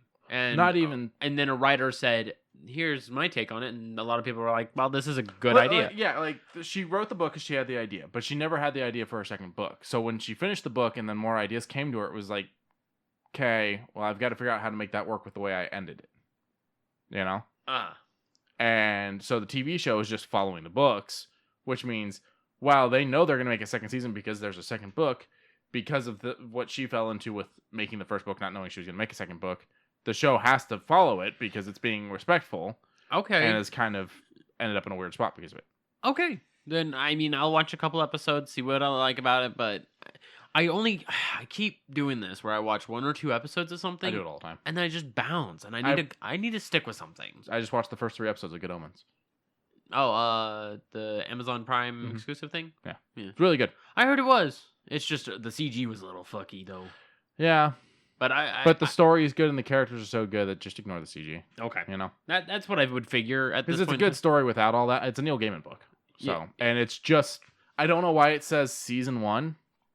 It's just that 6 episodes or whatever it is. That's all it's going to be.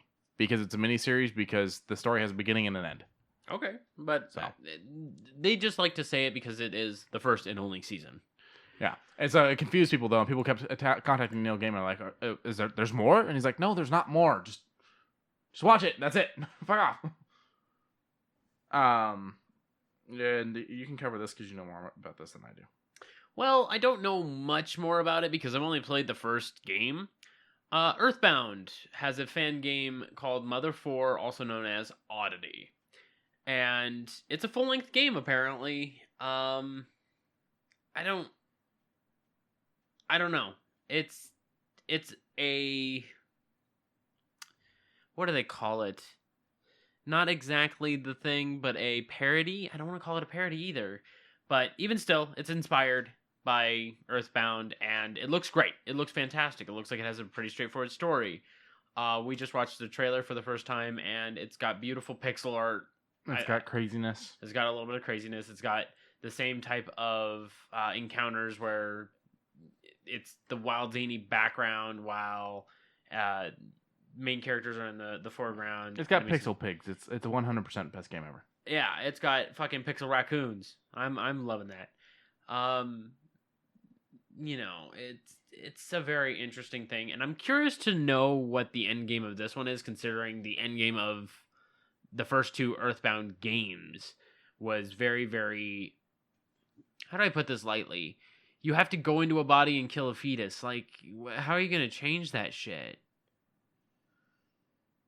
I wish I was joking. Well, I know how Earthbound is. Okay. Yeah. So, Oddity, it says in the trailer it'll be out when it's ready, and I'm excited for it. I like that. It'll be out when it's ready. Yeah, I mean, I'm happy when developers say that. It's like, we're working on it.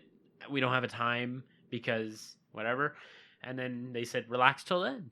You know, they are making a full-fledged game that is going to be very long, I'm going to assume. So sit back, relax. Hopefully I'm hoping that it comes out soon-ish. But no, I'm not going to nitpick. It looks great. Here's to hoping. Now, here's where I will nitpick on when it's ready type of things. The Witcher, everyone's loving it for the most part. Few people are saying it's clunky, but people are loving it. You're liking it. I like the first. You won't get another season until 2021. That's fine. But then you got the Mandalorian that's saying it'll be out in fall.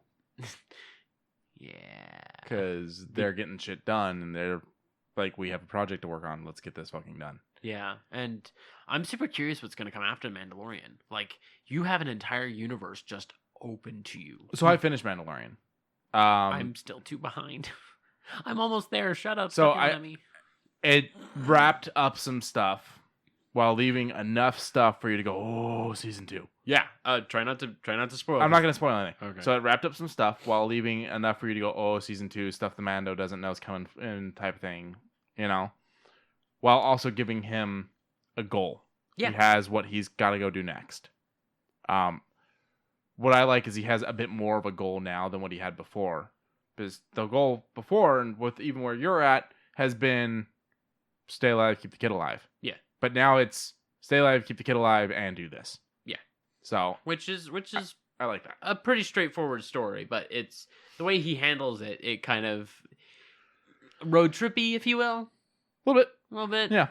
But I am thoroughly enjoying this. I am actually very glad you got me into Star Wars. The next series we're getting is Obi-Wan Kenobi with Ewan McGregor coming back. Hell yeah. And it'll take place it's going to tell the story of what he did after the third of the prequels before A New Hope. It's going to be kind of that middle. Where he drops off Luke, but then has to go handle his own shit. Yeah. Okay. And how he basically becomes old Ben Kenobi living on Tatooine. Okay. I like that. There's talks that they're trying to cast a young Luke for it, and I'm like, we don't need that. No. Because they must be talking about old Ben Kenobi. Like, he knows who he is, but he doesn't know him. Yeah, no. So I'm hoping that talks is just a bullshit rumor. I'm going to taste. Bless you. Thank you. I wouldn't mind, like, a small, brief cameo. Yeah, like him zipping past on a fucking... Speeder. Not speeder, but whatever that weird thing he drove. I don't remember. Land Cruiser or whatever it was. Yeah, you know, him going past their moisture farm and just kind of waving at them, or him bumping into them at the shop or something is fine. But don't have them being best fucking buds because they didn't know each other. They really didn't. You know, Ben was just there to keep an eye on them and make sure everything was okay. And then there's also going to be that game show that we talked about. I think we already talked about it, the kids game show that they're going to do on Disney Plus. Did we not talk about this? No, I did not. So they're going to do a Star Wars kids game show. It's going to be called Jedi Temple. That we did talk about this. Okay. And the host will be the voice actor. Is it the voice actor or the body actor? I'm not sure. For Jar Jar Binks. Oh, So as long as he doesn't do a bunch of Misas, we're gonna be good. Yeah, you can keep it. But yeah, there's plenty of Star Wars coming. There's even talks of another trilogy that just won't be connected to the Skywalker saga. I'm all for it. So Even the, what is it called? The extended universe now? Mhm. Even the extended universes, I'm loving. Yeah. Like KOTOR, fucking... both KOTORs. Both KOTORs. Force Unleashed, all that shit. Fucking... Even the Bounty Hunter game was great. Oh, The fucking... I don't remember it. Like Dark Forces? That one I remember. Yeah. 1990 fucking... There's one where you play as Boba Fett. Really? You're going out and doing some Bounty Hunter missions. Yeah, I've got it on the PlayStation. I think it was a PlayStation 1 game. It may have been PlayStation 2, but they released it on digital for PlayStation 3 or PlayStation 4, and so I bought it. When was Dark Forces Star Wars out? Like 1995. Yeah. Yeah, I love this one. This one was great. Which one is this one? First person. It was the first person shooter. Oh, very Doom Wolfenstein style. Okay. Similar. Yeah, I gotcha. Yeah. The other one I have that I've played a little bit of is the I don't remember the name of it. You're part of a clone trooper, group. Like you're one of like 3 or 4 clone troopers, and you're kind of going through taking stuff out. I think it takes place during Attack of the Clones. I'm thinking Battlefront for that. But No, it's not Battlefront. It's actually got a story rather than just being go and fight these points and stuff like that. Jedi Knight? No, Commander or something like that. Oh, okay. Star Wars okay. Commander or Commando or something. If we look at my, hold on, you go ahead and talk about the Epic Game Store's new games. Oh, yeah, Epic Game Store. So they're doing some free games until the 9th. They're doing Darksiders 1 and 2. And one more. And as well, no, they're just doing the first 2 Darksiders, right? Whoop. Yeah, and they're doing Steep. That's right. Which is Steep's that snowboarding one, I do believe, right? Yeah. So snowboarding and skiing. yeah, I don't remember there being skiing in that game at all. Shows how much I played it. Yeah. So yeah, it's Steep, and then it's Darksiders 1 and 2. I mean, everybody pretty much owns those. If you have EA access, you get Steep, you know. But if for some reason you don't own these, they are available on the Epic Game Store until the 9th. Darksiders came out, 10 years ago? So that one's been out for a while. I can't remember the last time I actually went and played it. I may sit down and do a replay through. Okay. You know, give it another shot, see what it's like. All right, what do we got here? Republic Commando. That was the one I was talking about. Okay. So I do own it. Yeah. So I have almost the entire thing for Star Wars on Steam. The only thing I don't have is the new Battlefronts. I have the old Battlefront, where I fucking love it. Yeah, the classic Battlefronts. I have Jedi Knight, Jedi Academy, Force Unleashed, Ultimate Sith Edition, Star Wars Dark Forces, KOTOR 1 and KOTOR 2, Jedi Knight 2, Jedi Outcast, Star Wars Empire at War Gold Pack, Force Unleashed 2, and I have all the DLCs for that, and Republic Commando. Well, there's also the Bounty Hunter game, the Boba Fett Bounty Hunter game. There's like all the different vehicle fucking simulator ones they did. Like the X-Wing one, stuff like that. So I've been going back. Goon, seeing as we're on like a family share thing, he bought a lot, and one of the things he bought was Final Fantasy 12, the Zodiac Age, and I'm just like, do I really want to go back into this hole? I say as I right click install. Let's see. In the last 2 weeks, you've gone through and done 0.3 hours of the game. Yeah, I booted it up, looked how pretty it was, did a couple of the early stuff, and called it a day. Gotcha. But I did an hour of Grand Theft Auto 5, which looks good on my PC, by the way. I did some Risk of Rain 2, tried to get the new character, didn't.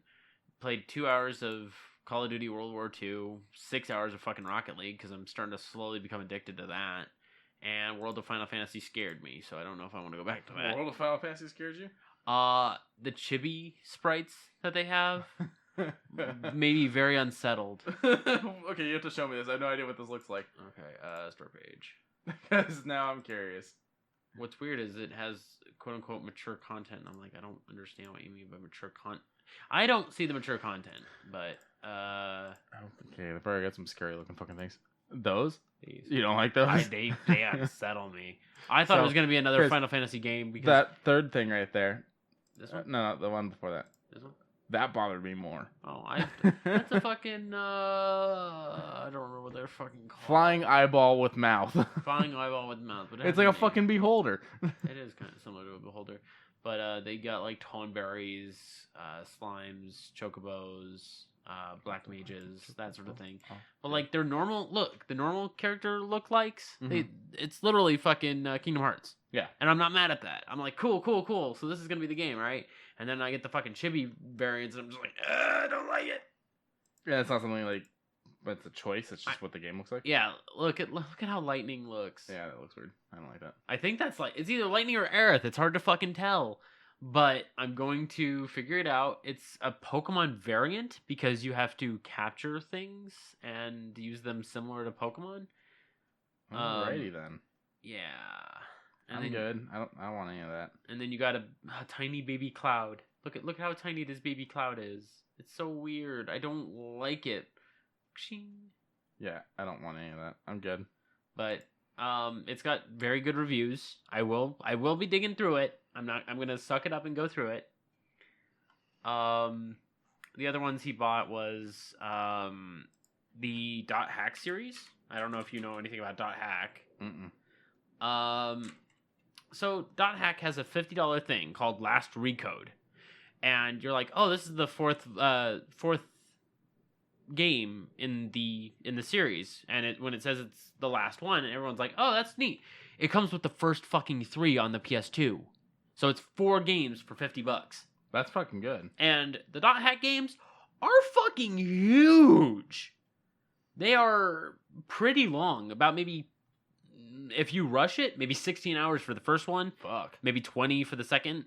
And what style of game is it? JRPG. Okay. It is very story heavy. It is very, very clean. The animations, even for the PS2, were kind of nice to look at. It was on sale for half off, $25. I would have recommended it, but the sale's over. Sorry. $50 though. I find that fair. I still find it fair. Yeah, I mean, for that many games. Especially that much time that you would need to dedicate to it. Bandai Namco knew what they were doing when they released this, and I'm glad they did it. It follows a very particular character. If you're into the Dot Hack series, look into this. This is good shit. This is a good reminiscent of quote unquote the world with a very particular character. If you followed the very first anime, there's a lot of shit. There's a lot of good lore. But that's enough me babbling about Steam sales. Steam sales. There's always Steam sales. Not right now. There's always Steam sales. Let me just show you how many Steam sales there aren't right now. Yeah, look at all that fucking shit on sale. Okay, all right. Literally, let me show you how there's nothing here, and then just sale. Well, okay. Sale. There was no good sales except for this one. I want this game so bad. It's Jedi Fallen Order, and my discount 17% off on fucking Yeah, Steam, and Deluxe Edition makes it to where it's normal price. Yeah, I basically essentially got the same deal with having EA access.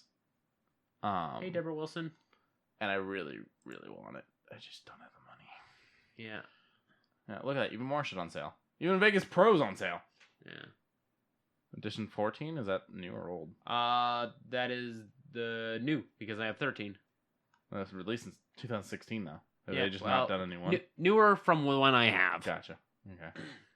And Disco Elysium, which is a nice turn-based combat that I would recommend. I haven't played it, but I heard it was really fucking good. So the last thing... With a broken freaking neck! The last thing I have, looking back on the last 10 years, I figured I would go TV show. Okay. TV show. Okay. We're hitting TV shows. Wait. When did Sherlock come out? Because if that is the case, I will throw Sherlock on there. I don't know when Sherlock came out, so... That's what I'm looking at right now. 2010. Just barely makes it. Well, technically, no, it wouldn't, because 2011 to 2020 would be the 10-year mark. 1 through 10, not 10 through 10. But I'm not. We're not saying anything that came out in 2020, though. Oh, so we're saying 2010, 2019. Yeah. Oh, then woo! I mean, wouldn't that be the way it would work? I guess. 11, 12, 13, 14, 15, 16, 17, 18, 19. Yeah, because we're not going to talk anything that's coming out this year. Okay. Yeah, so yeah, it counts. Whew. Sherlock's definitely very good. I'm gonna go Daredevil season 1. Daredevil season 1 was another good one. I mean, Punisher season 1 was really good. Season 2 was I a didn't little bit better. It's just I really wish they had moved a few characters the way I wanted to, and a few villains. I could see a few villains making their appearance in season 2, but they didn't. Yeah. Kind of bummed me out. There was one that could have really shaken up this entire story, and that's Mamanushi. Mm-hmm. Mamanushi would have been so fucking good to shake up the entire story. But I digress. I don't think I have any movies that absolutely destroyed me over the last 10 years, other than maybe was original Avengers in time for this.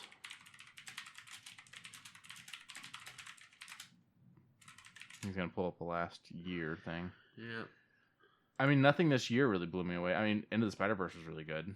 Into the Spider-Verse was very good. But that brings us back to, sitting on your ass when it comes to making movies. We won't get the second one of that until, I think, 2022. And I'm going to be frank, I'm okay with waiting. Well, yeah, the artwork needs its time, but I don't know why they didn't start production on it sooner, you know? Like, definitely give it time. Just should have started it a hell of a lot sooner, you know? Mm-hmm. Let's see. This list puts... What was that? You were never really here. As the number one movie in the last 10 years. It's a Joaquin Phoenix movie. All right. I don't know any of this shit they're picking. I'm out of here. Get me out of here. Yeah, if the first Avengers made it in the last, I had to them because me and Lauren were dating. Yeah, so I'm gonna go first Avengers. Maybe John Wick. John Wick is definitely up there. One of the best movies. John Wick is up there. John Wick 2. John Wick 2. I didn't see 3 yet. I haven't either. That's probably why you haven't seen it. That's probably why you haven't seen it, because I haven't seen it. So you don't have my copy to borrow, or my Vudu to watch it on. Wow. Am I wrong? Yes. There are a lot of things that I've seen that you haven't over the last 2 years. Anime. No, not just anime. You fuck. Okay, Punisher season 2. Okay, I will give you that. I will give you Punisher season 2. You're really gonna just rail me right now? I'm just saying that if I had bought John Wick 3, you definitely would have seen it by now. Yes. But it's not because you would have bought it. Because it would have been available to you. It would have been available. I'm not saying it's because I'm doing it. I'm saying it's because it becomes available. Okay. That's my point. Okay. If it's not available, you're not going out of your way for it. Sure. Yeah. Okay. There's a what was the movie we were just talking about that I saw in theaters that you didn't see? Logan. Yeah. You're right. And Okay. if you had Logan, I would probably see it a hell of a lot sooner than I'm going to see it without you not having it. Okay. Right. Get my point? Sure. It's availability. That's the whole thing. Okay. Don't get salty, whiny bitch. I'm always salty. Start the new year out with fight. No. Glass, you cunt.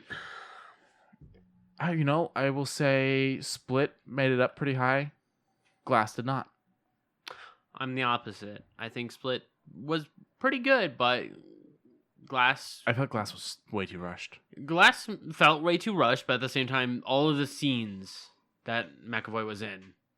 Yeah, McAvoy killed it. I want him in a lot of things. I don't care. Like, I know Ryan Reynolds is like the more push guy, but I'm like, no. Put McAvoy in it. If McAvoy was in, what's that one where what's this new one that Ryan Reynolds is playing? Free Guy? Yeah. If he was in Free Guy, I think I would like it a little bit more. I don't think I would want to see him in that role. You don't think so? Mm-mm. If he wants to do funny, I'm all for it, but I don't want him to do Ryan Reynolds funny. You know? Oh, okay, so this is how we're running. Okay, that's fine. Like, I mean, you're not wrong. I look at Free Guy and go, yeah, that's a Ryan Reynolds role. It's a Okay. Ryan Reynolds movie. I see it. But I don't want McAvoy doing those roles. Okay, but I want McAvoy doing funny, but not those roles. But what if McAvoy took a McAvoy spin on it? Then I would probably be for it. Okay, then. Yeah. But that's all I got on this. No shoe news. Nothing caught my attention. I actually looked out for shoe news this week. We can just talk about what we bought over 2019. The shoes that make it into the next decade. I bought half boots, DC half boots. They look good. They're not in any way pop culture in any way, shape, or form. I bought Ultra Flight Skechers. They're the ones without a tongue and all. And you just slide them on. I can't bet up shoe news. Like, yeah. It doesn't feel right. Oh, this is what happens when companies let us down and don't release shoe news. Here, I'll do one more check. Sneaker news. I'm starting to sweat. You can't see it. I mean, there's news. It's just not pop culture-y. Wait, hold on. We got bacon. Bacon? Kevin or food? Food. Food. Okay. So the DQM Cross Nike Air Max 90, or Bacon, as it is also being known, is rumored to return in March. Cool. There's your shoe news. I don't get why it's called bacon. Because it's got the colors of bacon. I guess. I don't like my bacon being pink. Same. I prefer crunchy. Not hard. Crispy. There you go. I prefer crispy bacon. Yeah. I don't like rubbery bacon. No. Well, the only way I'll take rubbery bacon is if on a burger. If it's on a burger, it's already going along with it. The texture kind of goes. If it's undercooked enough that you get that stringy bit that you can't seem to bite through, I fucking hate that. Same thing with a burger. If it's on a burger, I don't care. No, the bacon has to just bite off with the burger. I can't have the bacon fighting me to stay as part of the burger. Okay, that's fair. So a little column A, little column B, that kind of thing. I gotcha. Yeah, there's nothing. What are you looking? Is there anything you're hoping we will hear about in the coming year? Shit, more Cthulhu shit. Well, yeah, anything Lovecraftian you're excited for? Like I was severely disappointed with Sinking City. Yeah. I tried going back. I did. James wanted to get into it, and I was like, you won't have the patience. Yeah, I tried going back, and there was a few side stories that I was like, ooh, this is a really good story. And I started falling asleep in my chair. And I was like, why did my mind want to do that? And I was like, this is boring. Yeah. Bummed me out a little bit, but I want more Lovecraftian. I want something like there was something. I want something that's a good mixture of mystery and investigating with action. What is it called?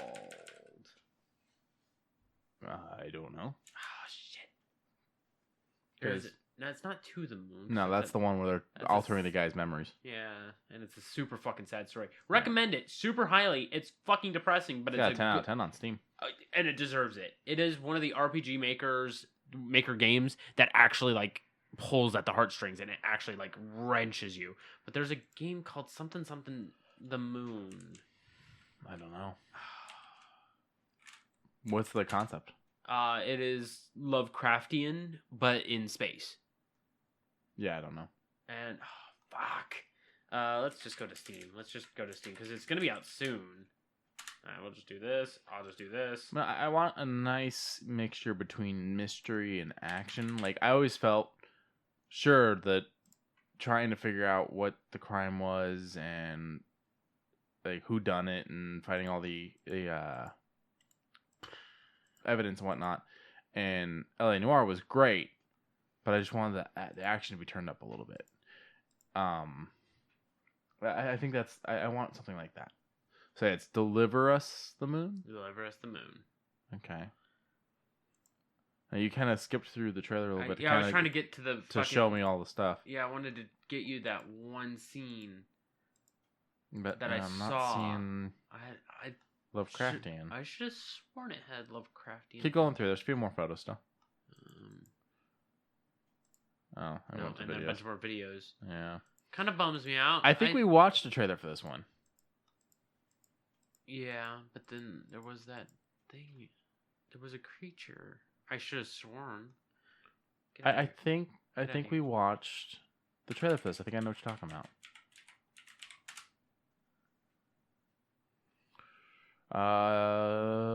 You typed in Lovecraft and it's bringing up all kinds of shit. It is bringing up all the good. And the word shit is actually very prevalent in a lot of these. Wait, where? No, I'm saying as in their shit. Oh, yeah. Sinking City. The 2018 Call of Cthulhu. It starts off so strong. It starts off so raw. And then it just says, oh, hey, here's this weird defense mission where you're just running around while weird chanting is getting annoying in your ears. Sunless Skies is a good one. Carrion, I'm excited for, but I'm not a pre-order. Darkest Dungeon I already got. Remnant I got a couple weeks ago. I like it, but I don't like it. you don't like it? Mm-mm. It's very heavy on the gunplay, and that's I didn't get past the beginning shit. I made it into the bunker. I'm talking to all the people. I got bored. okay. I ended up setting it down and just I have no drive to go back other than the fact that I'm like, well, if I finish it, I can make room on my hard drive. And that's how I go. Well, you can do that without finishing it too. You know. Here it is. Okay, I was like, it looked pretty, but Moons of Madness. Okay, yeah, I remember the trailer for this now. yeah, this one's the one. I was like, it looks similar to this, but where's the Cthulhu monster? Where's the kaboom? Yeah, I am fucking ready for this. It's already out. Ooh. As soon as I get home, I'm throwing this shit on my wish list. I need to start doing that. That is one of my major flaws. Do it now. Just log in. It's gonna have me do fucking Steam. No, it's fine. I will do that when I get home. Fine. Because Set an Alexa reminder. Oh yeah. Quincy and I both have Alexa. We things. went into the future. We are like smart house people in 2020 now. Yeah. Yeah. I've been doing so much research on fucking light bulbs, dude. I'll show you what I've come up with. You're not gonna like the numbers. Well, there's an Amazon thing that comes with one more dot and 2 of the Hue bulbs. The Hues, but it's $60. No, it was on sale for $12. Yeah, but here's the problem with Meow. the Hue bulbs. Meow. You need the Hue thing, and it doesn't come with that. They won't work until you get that. Then Yeah. why would they sell the dot and the 2 bulbs? It's an expansion pack, not a starter set. Even though it's on the front page? Yeah. That's stupid. I know. The pack with the 2 bulbs and the piece you need is like 100 and something. Oh. Yeah. We'll talk about it offset. That's it for me. We're looking at hopefully a really strong, nerdy, pop culture-y 2020. Do you want to know what could be potentially for next week? What? CES. What is that? Oh, it's a convention. Yes. What kind of convention? Technology. Technology. Huh.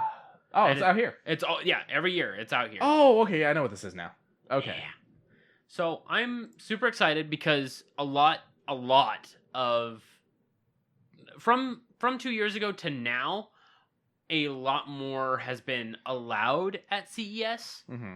Because technology and consumer technology are always like, okay, it has to be strictly like car, watch, audio, Now it's, they're allowing drones, toys, games, controllers, prosthetic limbs. I mean, I'm not playing with those, but okay. I mean, I'm saying like overall. Do you want me to chop off an arm? I'll take it. Real talk, I want that arm. But from the 7th to the 10th, we're probably gonna have one day of it. Yeah, we're gonna. We'll be 1.5 days. Well, it starts the 7th. Oh no, 2 days. And our episode will be the 9th. So we have 2 full days and whatever has come out up to the episode on the 9th. So it'll be almost done. Yeah, I'm fucking ready. I'm ready to go because there's gonna be a lot there. Google Stadia is going to do a big panel there, and I want to know what their backtrack will be. We never really talked about the Google Stadia. We talked about it a little bit. We talked about it a little bit, but we never talked about its like actual release. Yeah, it's not great. But, there's a lot here. Come at me, Google. What are you going to do? Delete my YouTube account? Bring it. Wait, that's mine. Wait, that's mine. That's mine, and it has a lot of memories on it, man. Just start pulling them. Yeah, you got extra room on your computer now. I have a lot of extra room on my computer, but I don't want to have to do all that. Fill it with old YouTube videos so that Google doesn't come at you. Please don't. I'm on a private server. Oh, God. There's a lot of quote-unquote entertainment going to be there. A lot of very independent. Cherry is going to be there doing their new keyboards, so I'm curious to know who they're going to high-five with. DisplayPort's going to be there. Just a lot of DX Racers, so I'm curious if... At first I thought it said Razors, and I was like, I mean, okay. I thought she said it was Racers. I was like, oh, okay. There's going to be a lot of gaming, and I'm happy to see it. And I'm curious to know what is going to be announced that we, a regular consumer, will be able to... 2 things. 1, afford, and 2, really want to buy. Well, because that's one of the things. I want a smartwatch, and I want a good smartwatch. I don't want to spend $600 on a smartwatch. Concur. You know? I mean, I wouldn't want one because I like a big face on my watch. I like looking down, taking a quick glance, and going back to what I'm doing. Mm-hmm. If I have to look down to check my messages, I still would want a big face so that way I can read the message. Have you seen the Samsung ones? I saw one that took up an entire arm bracelet, and I was like, a fucking Pit Boy. They've got a Samsung that I think you would like. Oh yeah, we'll look at that. We'll look at that while we're doing post. My issue is I hate the way Apple Watches look. I do not like square watches. That little tiny fucking. Well, it's not the size. It's the square rectangle. I'm not a fan. Okay, the rounded rectangle. I like rounded. You like the rounded? No, not even the rounded edges. I like circles. My watches should be circles. Okay, I mean, I don't care about the face shape. It's the size. Yeah, no. For me, it's the shape and the size. Okay, it's the motion of the ocean. Motion of the ocean. Yeah. Ocean man. So is this open to the public? As far as I know, can you buy tickets? As far as I know, it is sign up in order to I'm sure they got press passes. Yeah, they got press passes. I'm just curious if a person would be able to buy a ticket to this. I'm unsure. As far as I know, you have to have the press pass, either press pass or trade. I mean, it's not like we're going. No, I was just curious if it's something people are able to. It's probably just press pass or trade. So. I am unsure, but as of right, I mean, I'm okay to hear it from an outside looking in. I'm not going to get agitated from inside looking out. I'm excited. As said, I want to know what the fuck we're gonna be getting, because last CES I worked down on the fucking strip. I was watching shit come in. Mm-hmm. And there was this guy walking, about maybe a Shih Tzu sized dog, but it was all robot. And I was like, I don't know why. I don't want it, but if it was available for purchase, I can see this being popular. Yeah. And I was like, okay. And he picks it up, and when he picks it up, it acted like a dog would. It curled up, and it placed its hands on top of his arm, and it adjusted to where his arm was. And it looked comfortable. It didn't look heavy. It didn't look like this clunky robot. It's a dog. It's just but let's say you're allergic to dogs. Oh yeah. Well. Yeah. I don't know. Yeah, it's one of those things of I'm allergic to dogs, but I need something to relieve the stress. I guess. Yeah. I don't know, but still, being on the front lines, I was literally a block away from CES. And so I was watching people come in wearing the vest, but then they had a whole big old bag of swag. And I was just like, I kind of want a bag of swag. Give me the bag of swag. All right, yeah, so that'll be a big thing for next episode. We'll be doing Grind and Detroit Rock City tonight, so we will let you guys know what Justin thinks of those movies. I enjoyed both of them. You mentioned Detroit, you said, was one of your favorite ones. Detroit's one I grew up with. Okay. Grind is one that was introduced to me probably within that last decade. And I enjoy it. It's become a very inside jokey thing. So, all right. That's what we got for you guys. We're looking at technology and more great movies and great video games. That's our big hopes for the new year. I would like some really good tabletop podcasts to listen to. I would also love some, because I stopped listening to Pretending to Be People. Not Another D&D podcast is doing when they did their Donkey Kong one shot, I fucking loved it. And then they did Trinityville. I'm like, I don't like Trinityville so much. So I'm waiting for Base to come back. But then they're like, we're ending Base. And I'm like, no. I don't listen to any anymore. Huh? I don't listen to any anymore. I recently started back up on a Star Wars one I'd get kind of fallen out of. And I'm trying to, because I'm in the Star Wars mood. I'm trying to get back into it. And it's just, one of them's doing an accent and it's so fucking bad. And that's really the only thing that's kind of bugging me with this one. Oh. But I'm not really listening to any of them right now. So I mean, I wouldn't mind getting started on making a podcast for it, because the crew, the meme gods, as they want to call themselves, I wouldn't mind recording them, because the shit they do is pretty fucking out there. Yeah. But you put them in front of a mic, they're gonna shut down though. You think so? I think so. But trust me, editing another podcast, us doing this, going from regular talk to putting a mic in mic front of some people panic. Okay. We were a little wonky on our first episode. Yeah. And you've been talking in front of a mic for years because you do YouTube stuff. Yeah. And then when I was like, okay, we need to be a little bit more structured. Yeah. I got you. And now we're literally kicking back, arms on the table, sipping on what we're drinking. My coffee got cold. Yeah. I should have brought the warmer up. You should have. We should have turned the fan off. You should have just told me to do that. I'm not saying you should have. I'm saying we should have. Like, I didn't think to tell you to turn the fan off. Okay. It was both of us. Okay, but 2020. Everyone, have a good day out there, and you're all beautiful. I don't like that one. I really don't like that one. Come on, it hit both of them. Brewing coffee, tea, beautiful. I'll give it to you, even though You're not helping me come up with these. My resolution is to be more accepting of other people's judgments and otherwise. Okay. So I am okay with this now. Good. Now set a resolution to help me come up with better ones. Otherwise, you're going to listen to some really bad ones. I'd rather listen to the bad ones. Although I already recruited 2 people to help me, so. Who'd you recruit? Lauren and Marisa. Really? Yeah, they're going to start trying to help me come up with some of these. All y'all gay.